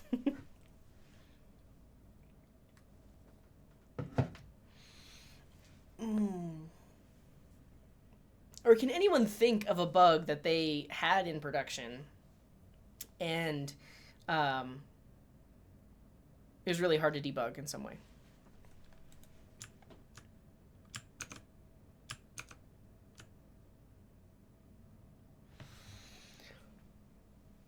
Whew.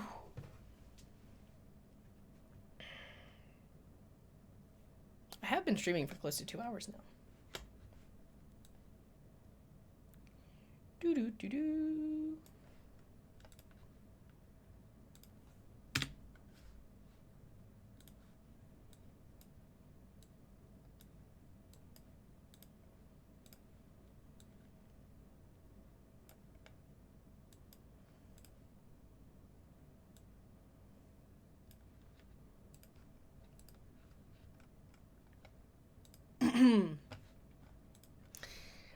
I'm thinking we will just create a to-do app. Or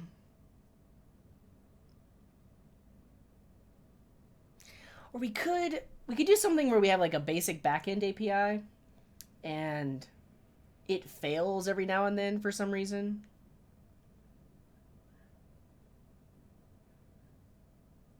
Yeah. Yeah. So what if, yeah, how about this? We just have a basic app that requests some data from an API that we're going to build and just list it out on the page. But sometimes the API fails and you don't get back the data. We'll actually see those errors and then we can debug those errors. Hello, Jake. Welcome to the stream. Let's do that. So let's set up our store. So we're going to have some actions. We'll say like data requested.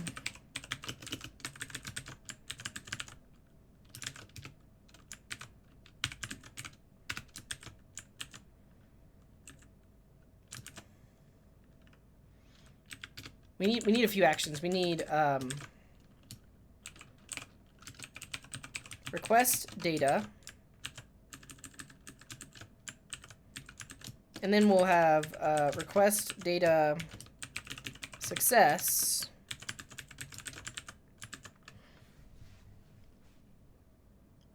and we won't have a fail because we'll need to add that later on. Okay, so in terms of our reducer, we're just going to switch on action.type.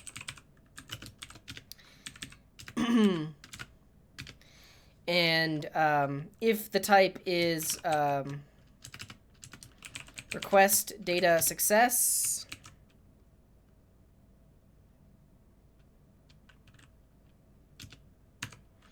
we're going to say state equals, well, we'll just return. We'll say return an object with items, which should be action.items. And also state will have like loading is false.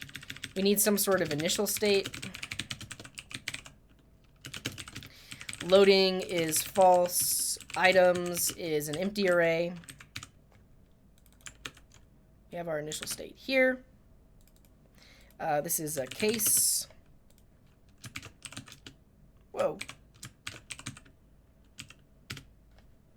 Why is this complaining? Because I don't have a default case. Yeah, and then the default is just to return the state itself. Cool.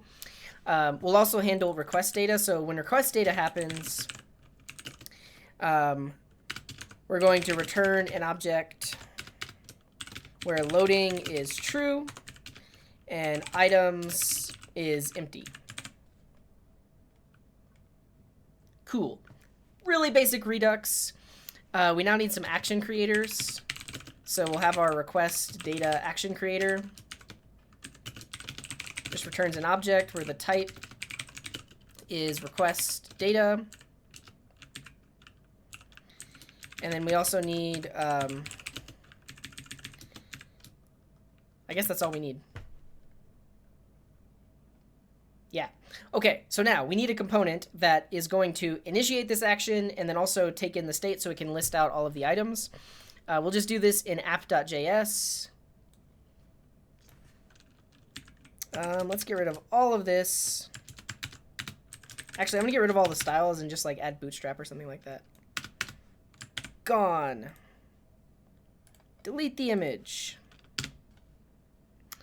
Get rid of that CSS.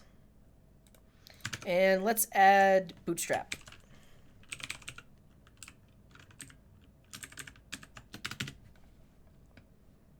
Get started. CSS. That's what I need. We're just going to put this in the index.html. Oh, I have it already. That. Okay, so we've got bootstrap. Let's look at our components. We could create a navbar. Want like a dark navbar? Yeah, color schemes. There we go. So in our app, we have our nav. It's just going to have a basic navbar brand that says debugging in production. All right, let's look at our app. Nice. Okay. So does this have like a loading spinner? Yeah, so I'm going to show a loading spinner when we're waiting for the data. Let's do something like that. We can have a main area.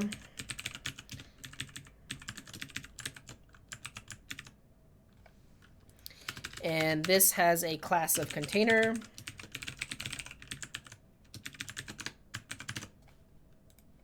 There we go. We want to like center it. Is there anything built in for center? Horizontal centering. Class equals mdx auto. Let's wrap it in a div.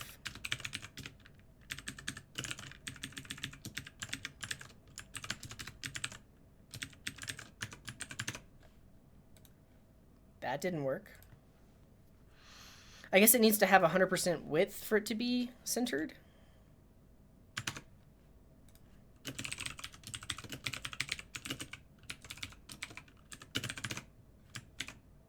Nope. All right, let's just use Flexbox.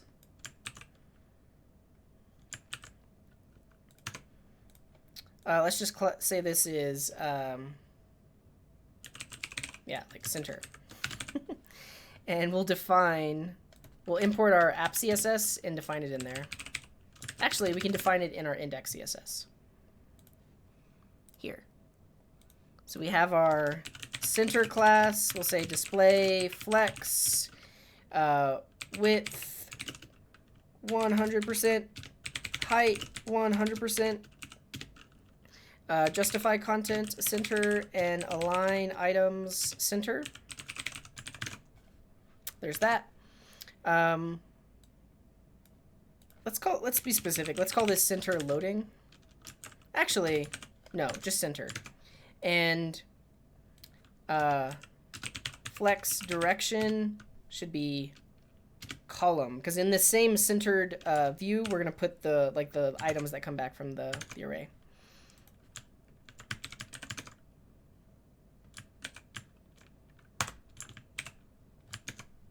Cool. Yeah, that's what I want. Okay. So it's loading, and let's have some state. Well, actually, we're bringing the state in from Redux, so we need to connect up this component. So if you look back at the Redux docs, usage with React, show me how to connect.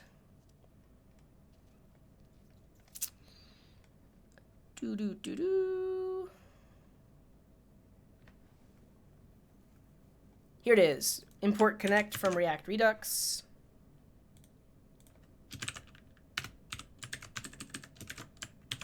We're going to connect our component.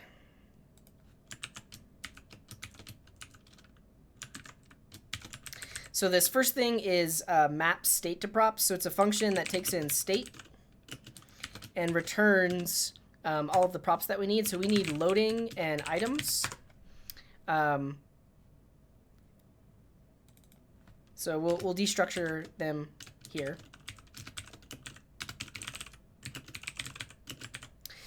So when we're looking at Redux, its state has loading and items. So we're basically just pulling those in here as props.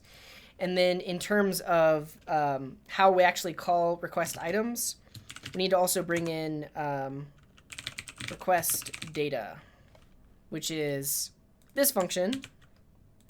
So we'll import it in.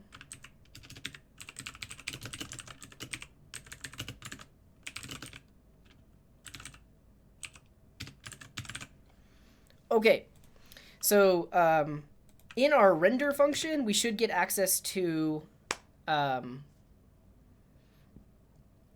loading from and items from our props.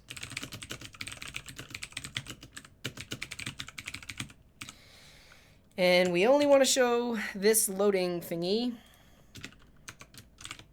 if loading is true. So if loading is true, then we'll show this. If it's not true, then we're going to show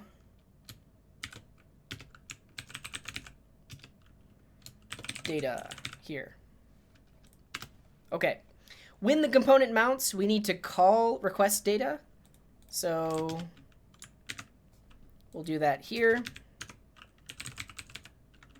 Component did mount.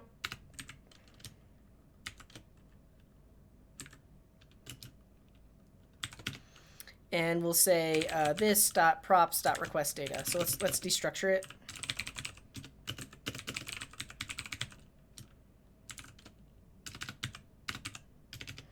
And we will invoke it.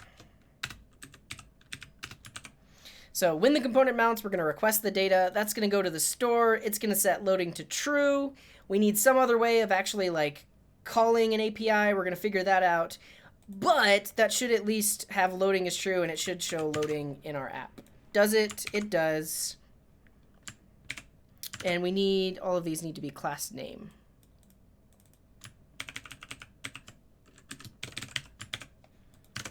Okay.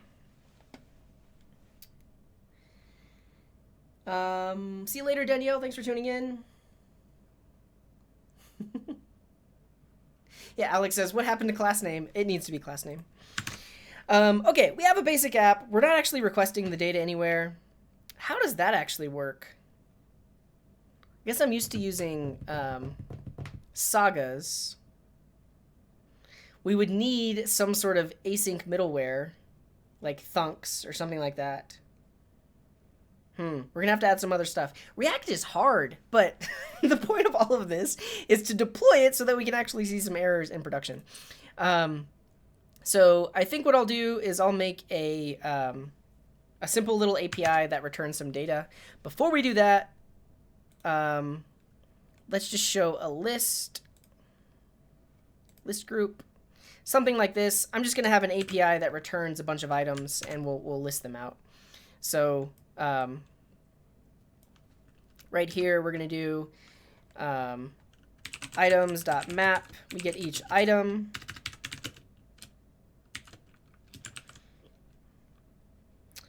We want the UL to be the parent.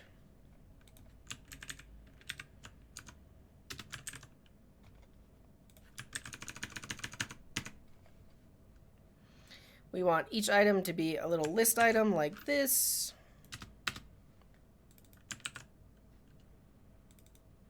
And this needs to be wrapped in curly braces like that. And here we'll show like item.title. And it should have an ID too. So the key is going to be item.id. All right. And then this needs to be class name. What else needs to be class name? This needs to be class name.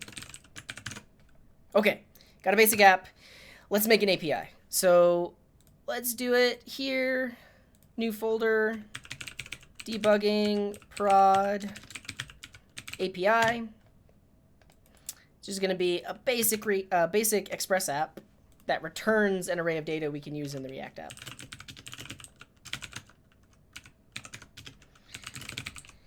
So initialize it, install Express and cores. Anything else? Should be it. Okay, we're good there. All right, let's make an API. So we'll bring in Express, not like that.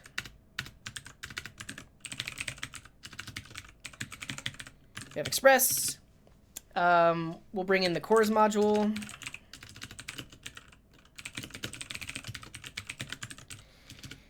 We need to create an app, and that's going to be just Express invoked. We'll need to listen, and we'll need a port variable. So this will be process.env.port, or let's do port 5000. We're going to listen on that port, and then we're just going to log listening on http:// localhost : port. Cool. And then we'll do app.get. So when you make a GET request on /, we are just going to respond with a simple little message.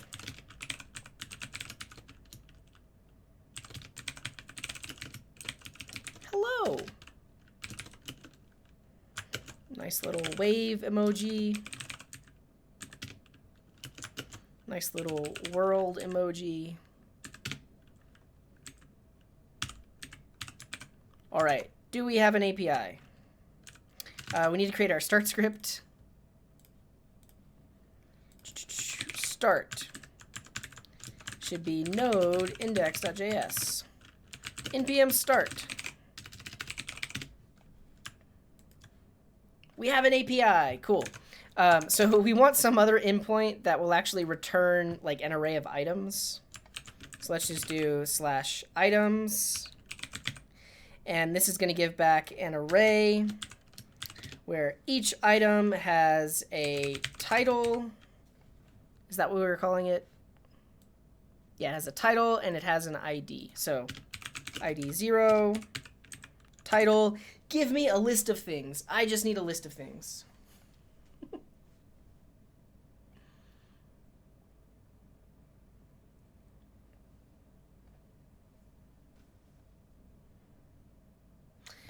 Let's just list out all the people in the YouTube chat. So we have the coding cat. We have Alex. He is going to have ID 1.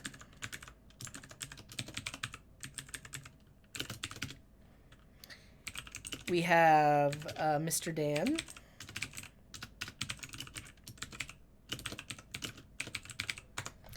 We have... who else? We have Terry. Who left? Thanks for tuning in, Terry.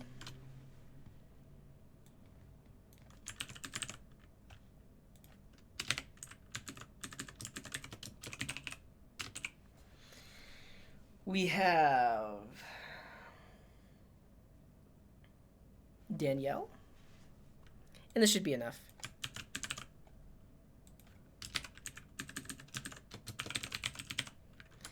Okay, so simple API, kill it, restart it. Now if we request /items, we get back an array of items. Great. But we want this to error out. So I'm just going to do like math.random. And there'll be like 20% of the time, instead of returning an array, it'll have like an invalid status code. So say result is going to be math.random. We'll say if result, and we'll multiply this by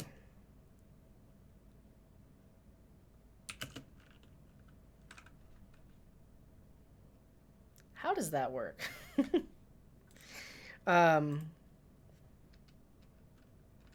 Multiply it by 0.5, 0.2. And, no, I mean, math.random is a random value between 0 and 1. If we multiply it by 0.2, we can check to see, I don't know. I can't think straight. I've been streaming for 2 hours.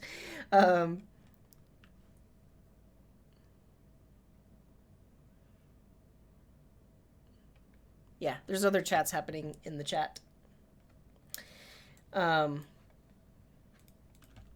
JavaScript, random 50% of time. How would you do it? How do you get exactly 50% odds? You don't get exactly 50% odds. Okay, that makes sense. Greater than or equal to 0.5, because it's a random value between 0 and 1, so half of the time it's going to be greater, half of the time it's going to be less. So if result is less than or equal to 0.2, so if it's, I'm doing 20% of the time. If it's less than 0.2, we're going to do an error. So we'll do res.status 500, and then res.json message. Oh no! Otherwise, we'll do the actual response. We definitely need some emojis in there, like a stop sign.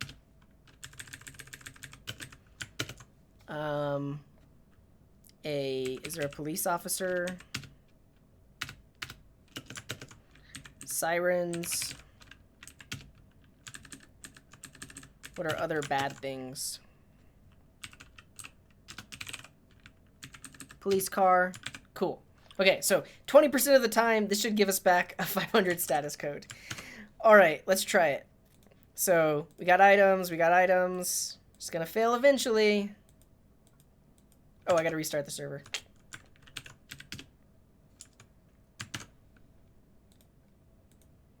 Failure! That seems like more like half the time. You know, it is random, so. Cool. Yeah, Cat D says 50% of the time it works all the time. Yeah, so this is what we want because our React app is going to call this. Right now we have no error handling in the React app. We're just assuming that it is going to be successful all the time.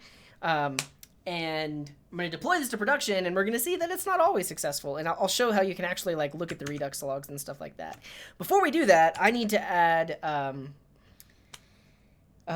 way of handling asynchronous actions in Redux. We could use thunks, we could use sagas. I've used something before.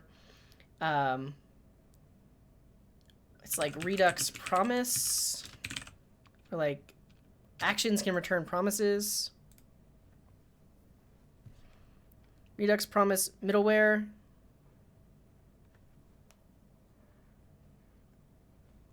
Nah.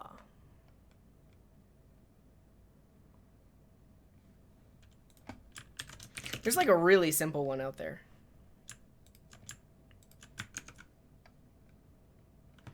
Redux promise middleware enables simple yet robust handling of async action creators in Redux. So you create an action creator where the payload is a promise that resolves to some value.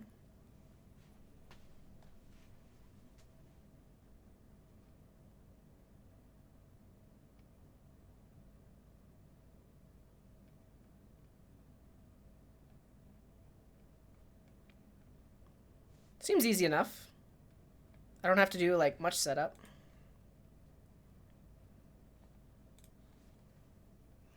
Add the middleware, apply the middleware. Yeah, I'm just gonna do this. Why not? It's got a few thousand stars.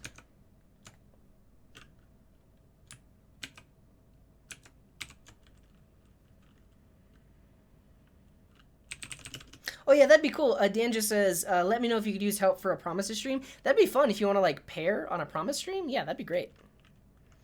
We're in the React app. We're gonna add Redux promise middleware. And then we are going to install it.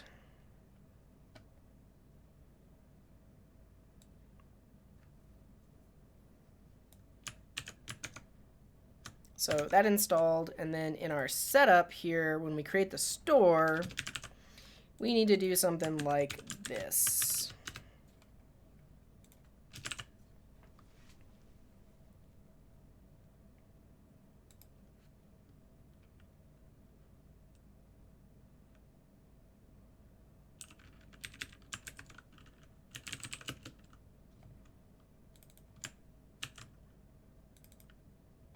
Wait, can we do create store with a reducer? How's that work? Examples. Using promise actions. Yeah, so we've got store.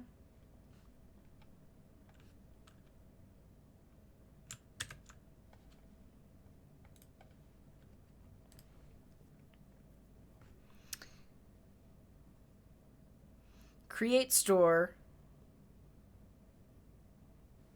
Create store takes in apply middleware.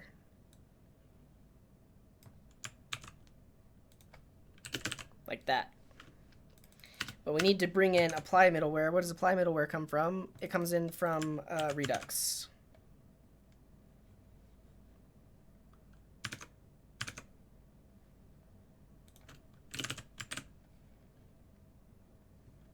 Okay, did anything break?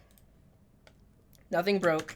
But now we can have an action that actually returns a promise. So in our store, we'll have request data, and the payload is going to be, let's say, fetch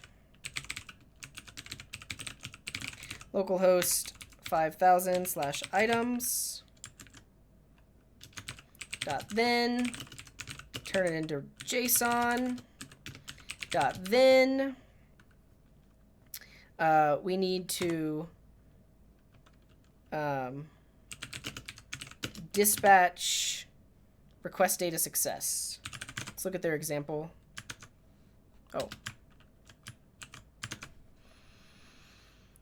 Oh yeah, and we need to use cores on the back end. So much is happening. So much usage.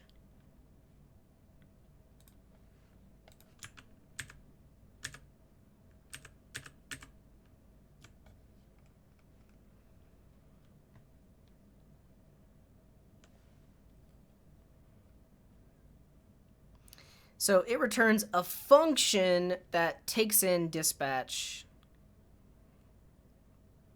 Yeah, this is kind of what we need to do.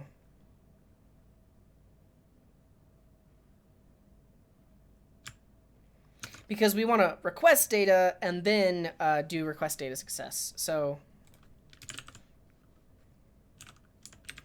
request data returns a function with type of request data.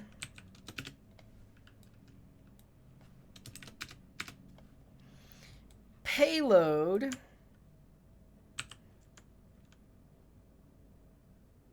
is this.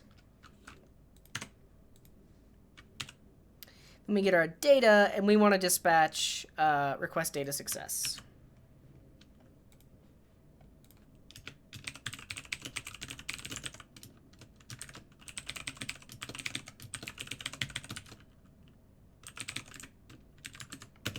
And this returns an object where the type is request data success, and it has data, but I think we said it has items. Let's call it items. And here we want to dispatch request data success with items. Okay, it's happening. I think that's what we want.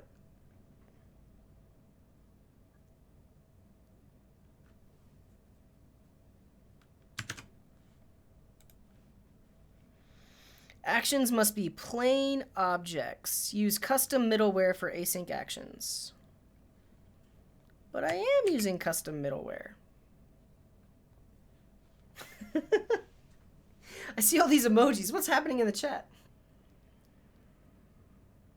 All right, see you later, Dan. Thanks for tuning in.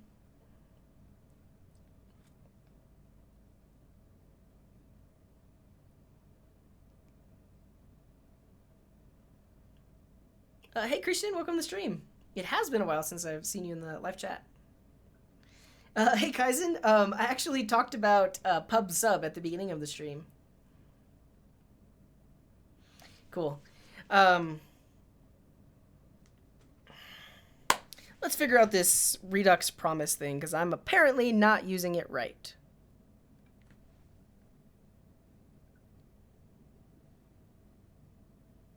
Oh, can be combined with Redux Thunk to chain action creators.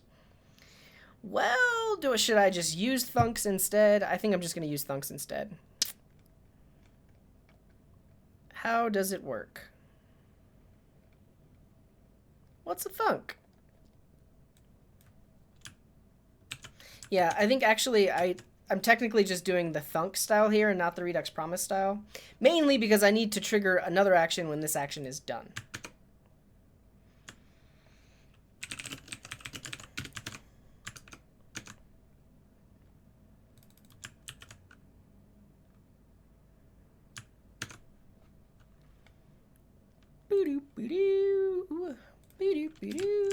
And I don't think I need Redux promise anymore.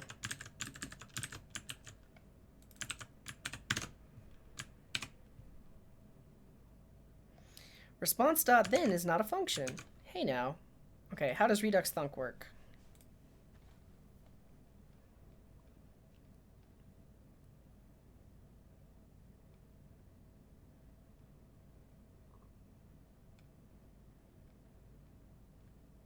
React is hard.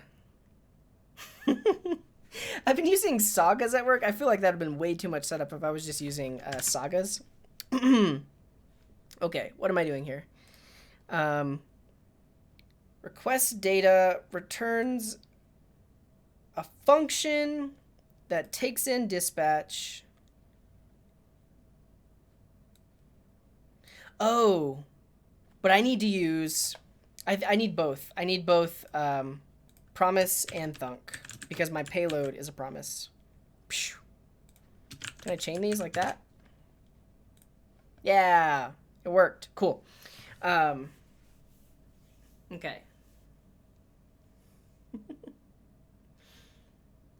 Yeah, Alex just said in the chat, everyone is moving to context and hooks now. My school told me only 5% of the graduated students used Redux outside school.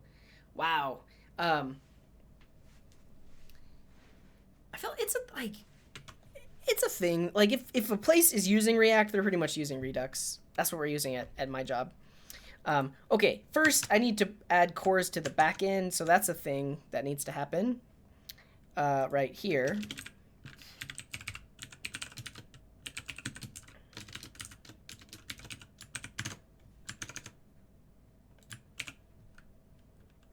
And I need to restart the server because I'm not using NodeMon.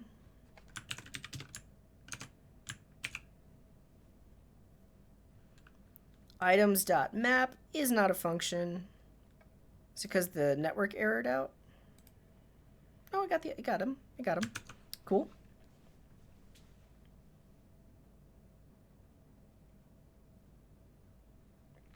Let's double check my logic here. So the store finally dispatches request data success, which has items. So this should be action.items.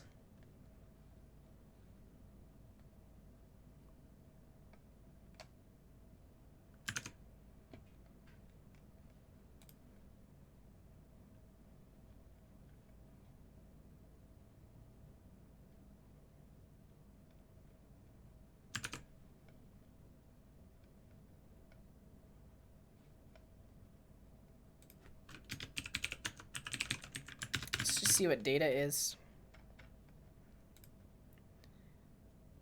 Dot value. Oh.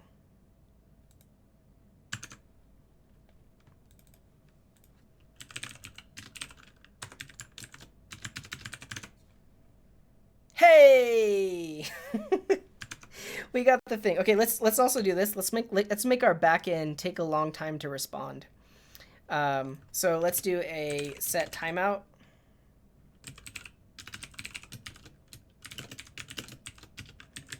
Of at least 5 seconds times math.random. So that'll be anywhere between 0 and 5 seconds. Let's do anywhere between 0 and 10 seconds.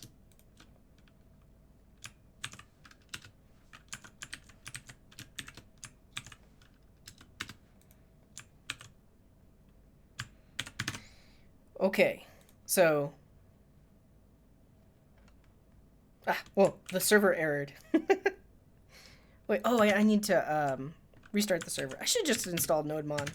Okay, so, well, we should have seen loading, and then they pop up. Why don't we see loading? If you look at the store, loading is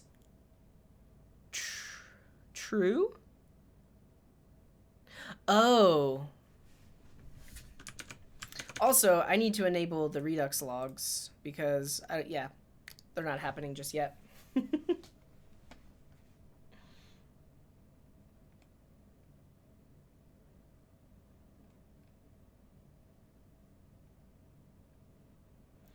Yeah. Patrick is asking, what's debugging in production? Basically, you have an app.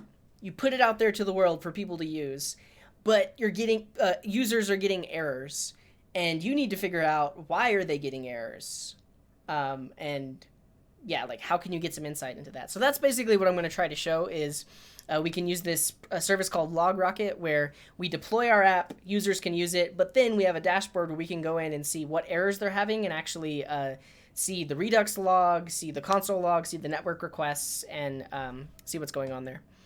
I'm curious why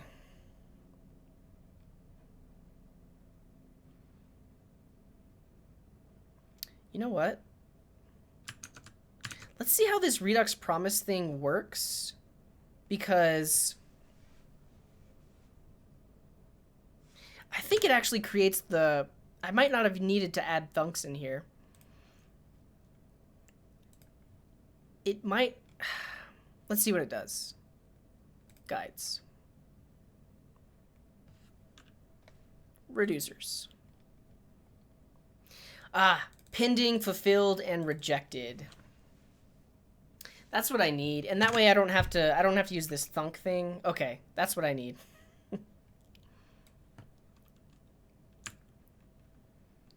Yeah, so really, this is all we need.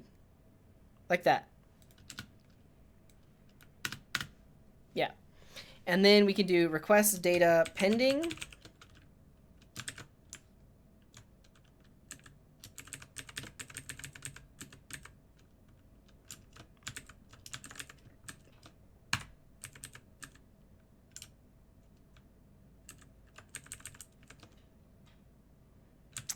I guess technically we should parameterize this. Yeah, so when it's pending, it starts loading. When it's fulfilled,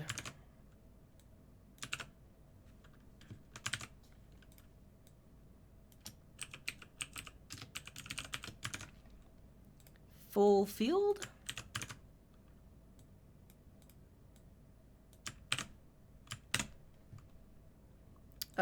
Loading is false, and items are action.value.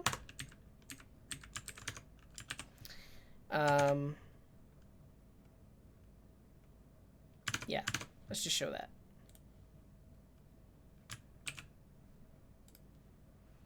Waiting, waiting, waiting, waiting, waiting. I need to make sure that action.value is what I want.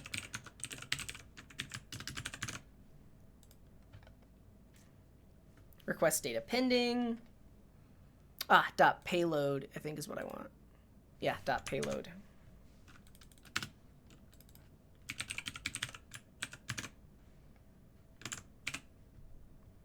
Waiting, waiting, waiting, waiting, waiting. Cool.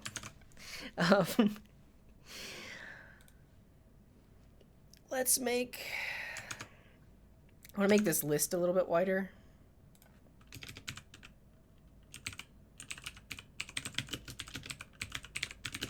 Do 400 pixels.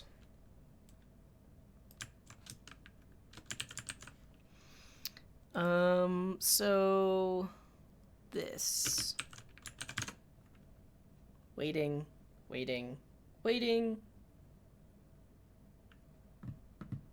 Yay! Okay. So I think we're very close to a point where I can deploy this thing. And we'll see the errors in production. I am going to need to add LogRocket to it, but cool. Because, yeah, if this thing refreshes, it works. And then at some point, it breaks. Try again.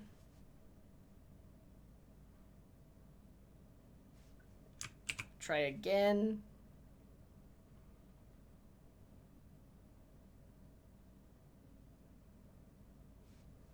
Try again.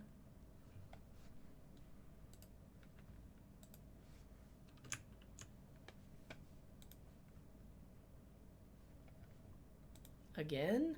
Why is it's working every time? It shouldn't be working. Well, I mean, 20% of the time it should fail.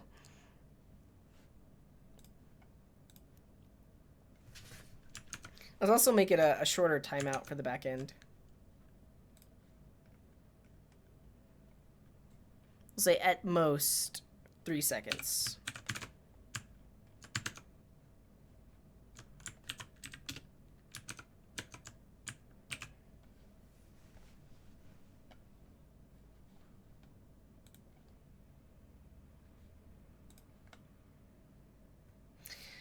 I'm going to add a refresh data button to the app.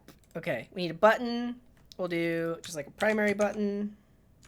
We're going to put this right above here. We're going to do it here.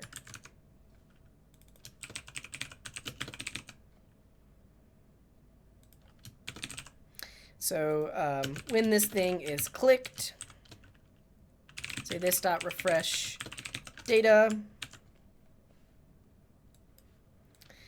So refresh data is a function that just it just does this.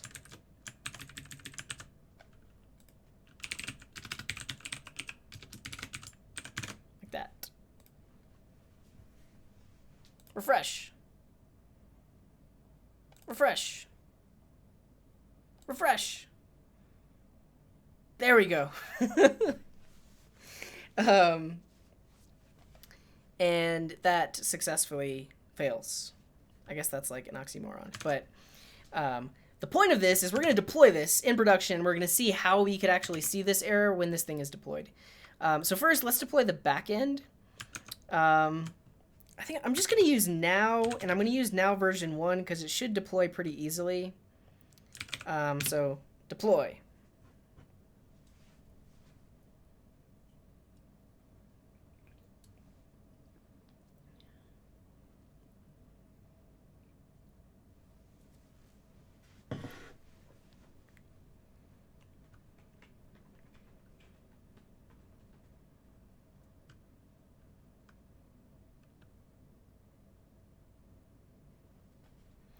It's trying.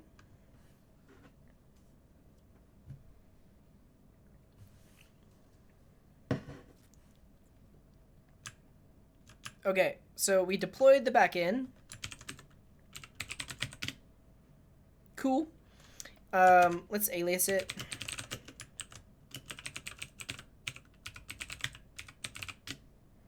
Debugging production API. Cool. So now we're going to hit this URL instead of localhost on the front end, and then we'll deploy the front end.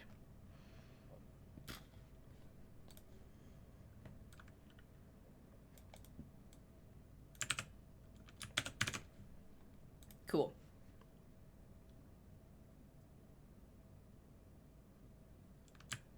Wait, what? But there is a cores header.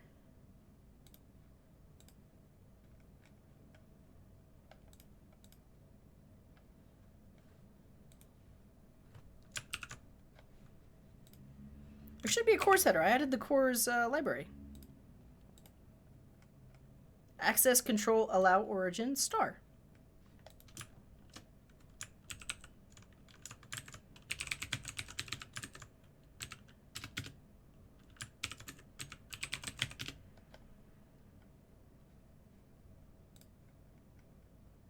Yeah.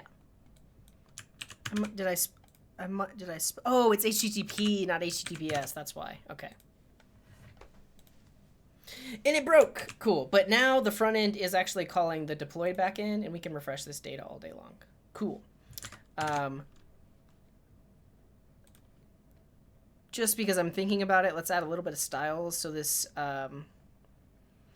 loading thing, I think we can do like margin -2, give it a little bit of margin. Same thing with the button. Let's see. Yeah, it's a little nicer. And really, the button should only appear if we're not loading. Like that. Let's do a nice little fragment.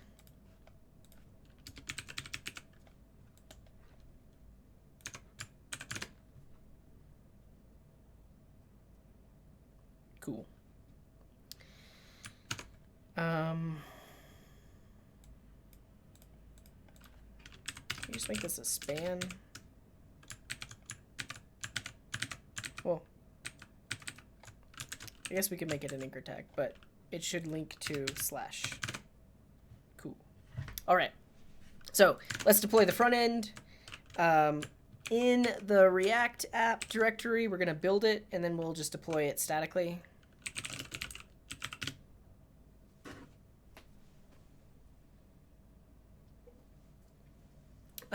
Christian is asking, is that pamplemousse? It is. It's called pamplemousse. It's grapefruit. Grapefruit, right? Grapefruit. But yeah, that's the one that I'm drinking. Okay, so this created a build directory, and this is what we will deploy. So I'm just going to deploy it again with now. I forgot, though, we need to add LogRocket, but I'll deploy it, and then we'll add LogRocket and redeploy it.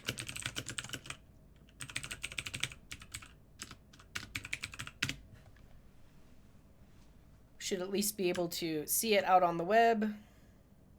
There it is.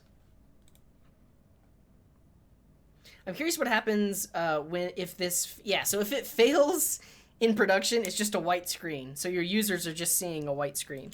Cool. All right, now let's add LogRocket to the app so we can debug it in production.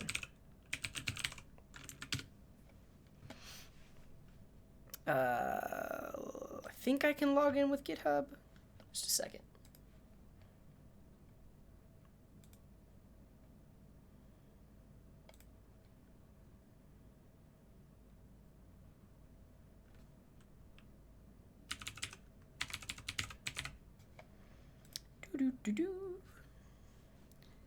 They're verifying my identity.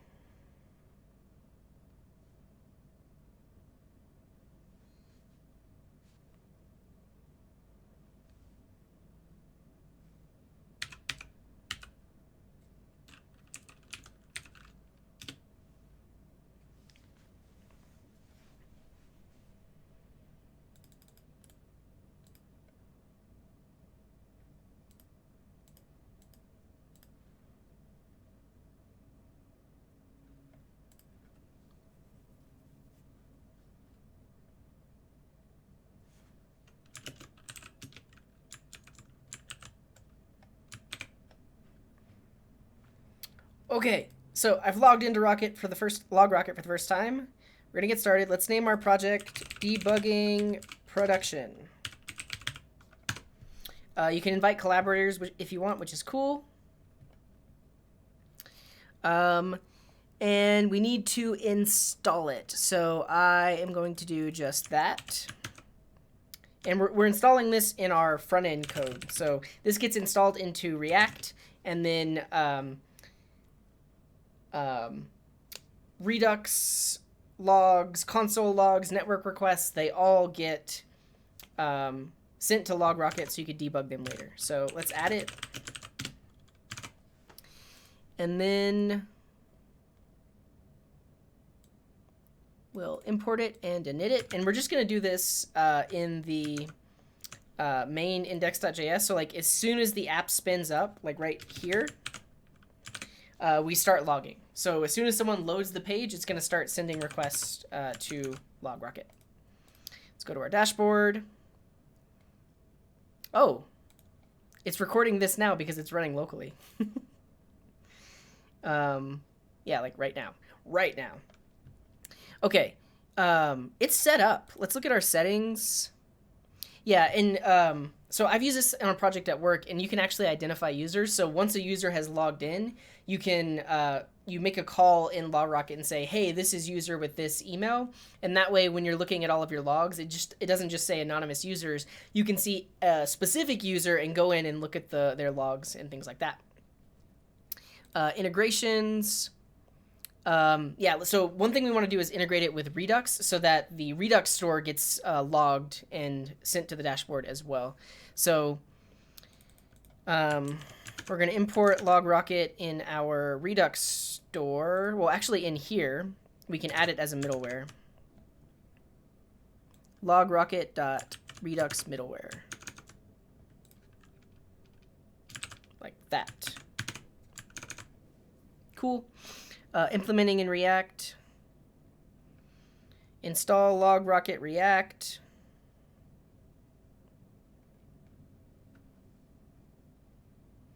Yeah, search for sessions where users click specific components in your app. I'm not going to set that up. It'll just be, I only have Redux set up. It'll be cool to see that. Okay, so we added those things. Now let's build it and redeploy it. yarn build.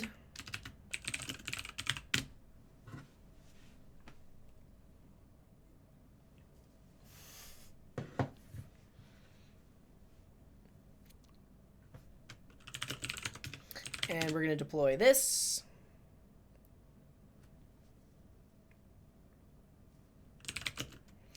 We're going to alias it.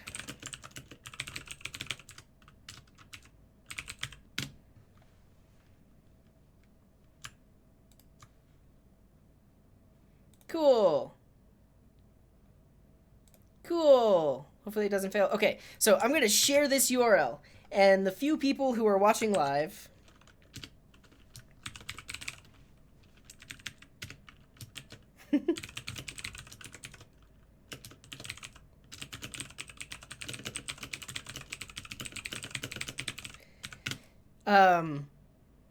use the site. Click the button, click refresh.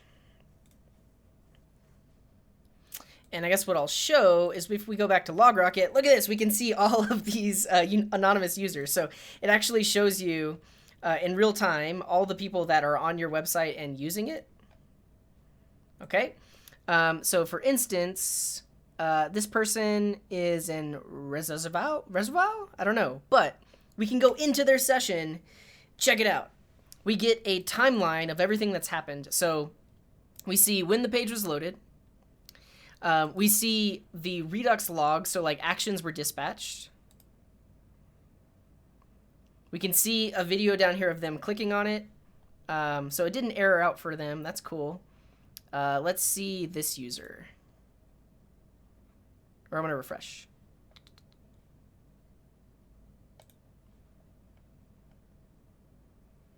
Yeah, and so there is an error here. So we can see they click the button, it's good. They click the button again. They click it again. They click it again. One more time. Well, actually, and we can see the logs here of like when it happened. And boom, the page goes white. But this actually allows us to see the error that happened in their JavaScript console. So we can see a.map is not a function. A.map is not a function. The other thing is we get access to all of their network logs. So we can see, and I think you can scrub the timeline. Yeah, so we can see exactly when an API request was made. And we can even see this failing API request. So if we click on it, we can see that at this point, the API responded with a 500 error that had this response body. But part of how this helps with debugging in production is no matter what users are on your website, if any errors happen, you can go and see all the console logs that happened, all the network requests, all the Redux logs, and that'll give you a better idea of what exactly went wrong on their page. Let's see. I think we might have to do something special to have things show up as errors. But yeah, there's even more people. Let's look at this user has been on the site for 28 seconds.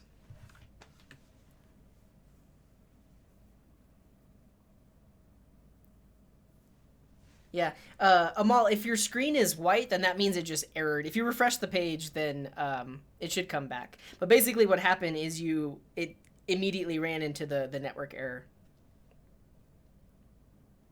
Cool. And then at this point, because the page errored out, they're not using it anymore. Is everyone from Eastern Europe? They might be. I guess it depends on like what time of day it is. That's probably why there's so many people. But this is really cool. I can actually see all 21 sessions, all 21 different instances of people that are on the web page clicking around. This person's also in Denver. I don't think it's me.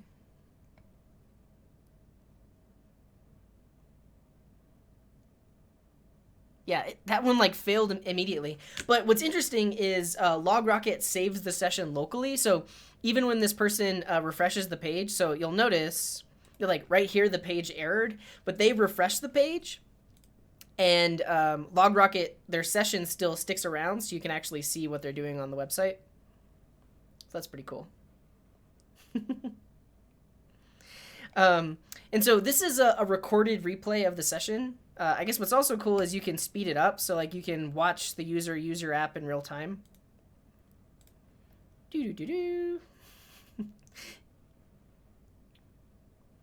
And it has this go live button. So let me see if I can find an active session. Yeah, like this one. And well, they're not there anymore. Maybe these are live.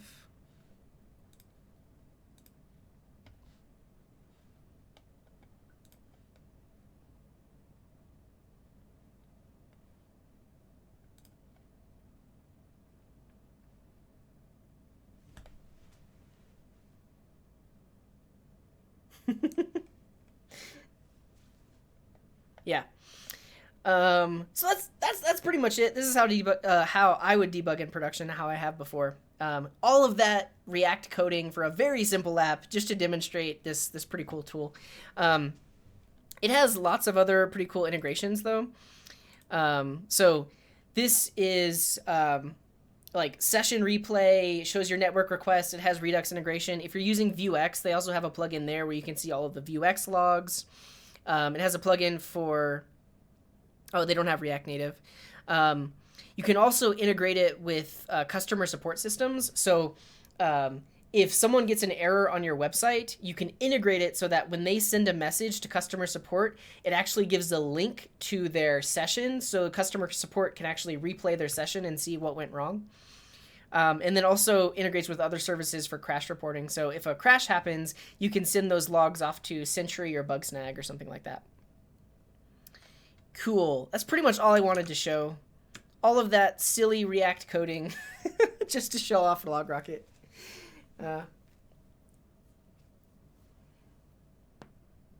Cool. There were some... So this has been a variety show. We talked about PubSub. We talked about functional programming. We talked about recursion. We just talked about debugging in production. There were some other topics that came up. I have been streaming for close to 3 hours now, so I think this will be good to talk about in a future variety show. If you follow me on Twitter, I will most likely post a message like this again in the future, and you can respond with suggestions or things you'd like me to talk about on the variety show, so do that. I think I'm going to go. I'm going to catch up on the chat, see if I missed anything, but it's getting late here. I need to go to bed.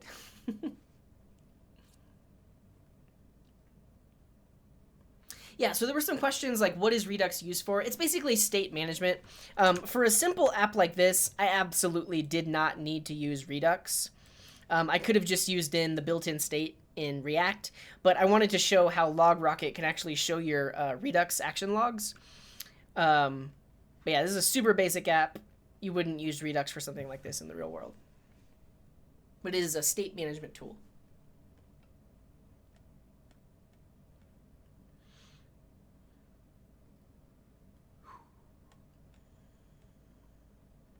Yeah, and Christian says a better question is like, which is used most in terms of like just React or React with Redux? At least from what I've seen, most production apps are using some larger state management library, whether that's Redux or Flux or MobX or some other state management library. Most larger applications will use something like this rather than the built-in state in React. Mainly because it helps keep track of state in a large application and share state between nested components and parts of your app. Whereas it's a little bit harder to do that with just the built-in state in React. Cool.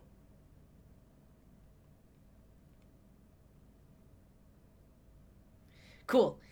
Thanks everyone for tuning in. That was super fun. I think I do plan to edit this down into smaller videos. Maybe not tonight, but like later this weekend, I'll probably upload those videos. For anybody that missed the other ones, you can always just rewatch this whole live stream if you wanted to, but I do plan to break those down into like smaller 10, 20-minute videos. This was fun. Thanks for tuning in.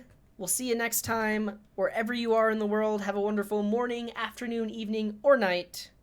Until then, here's this.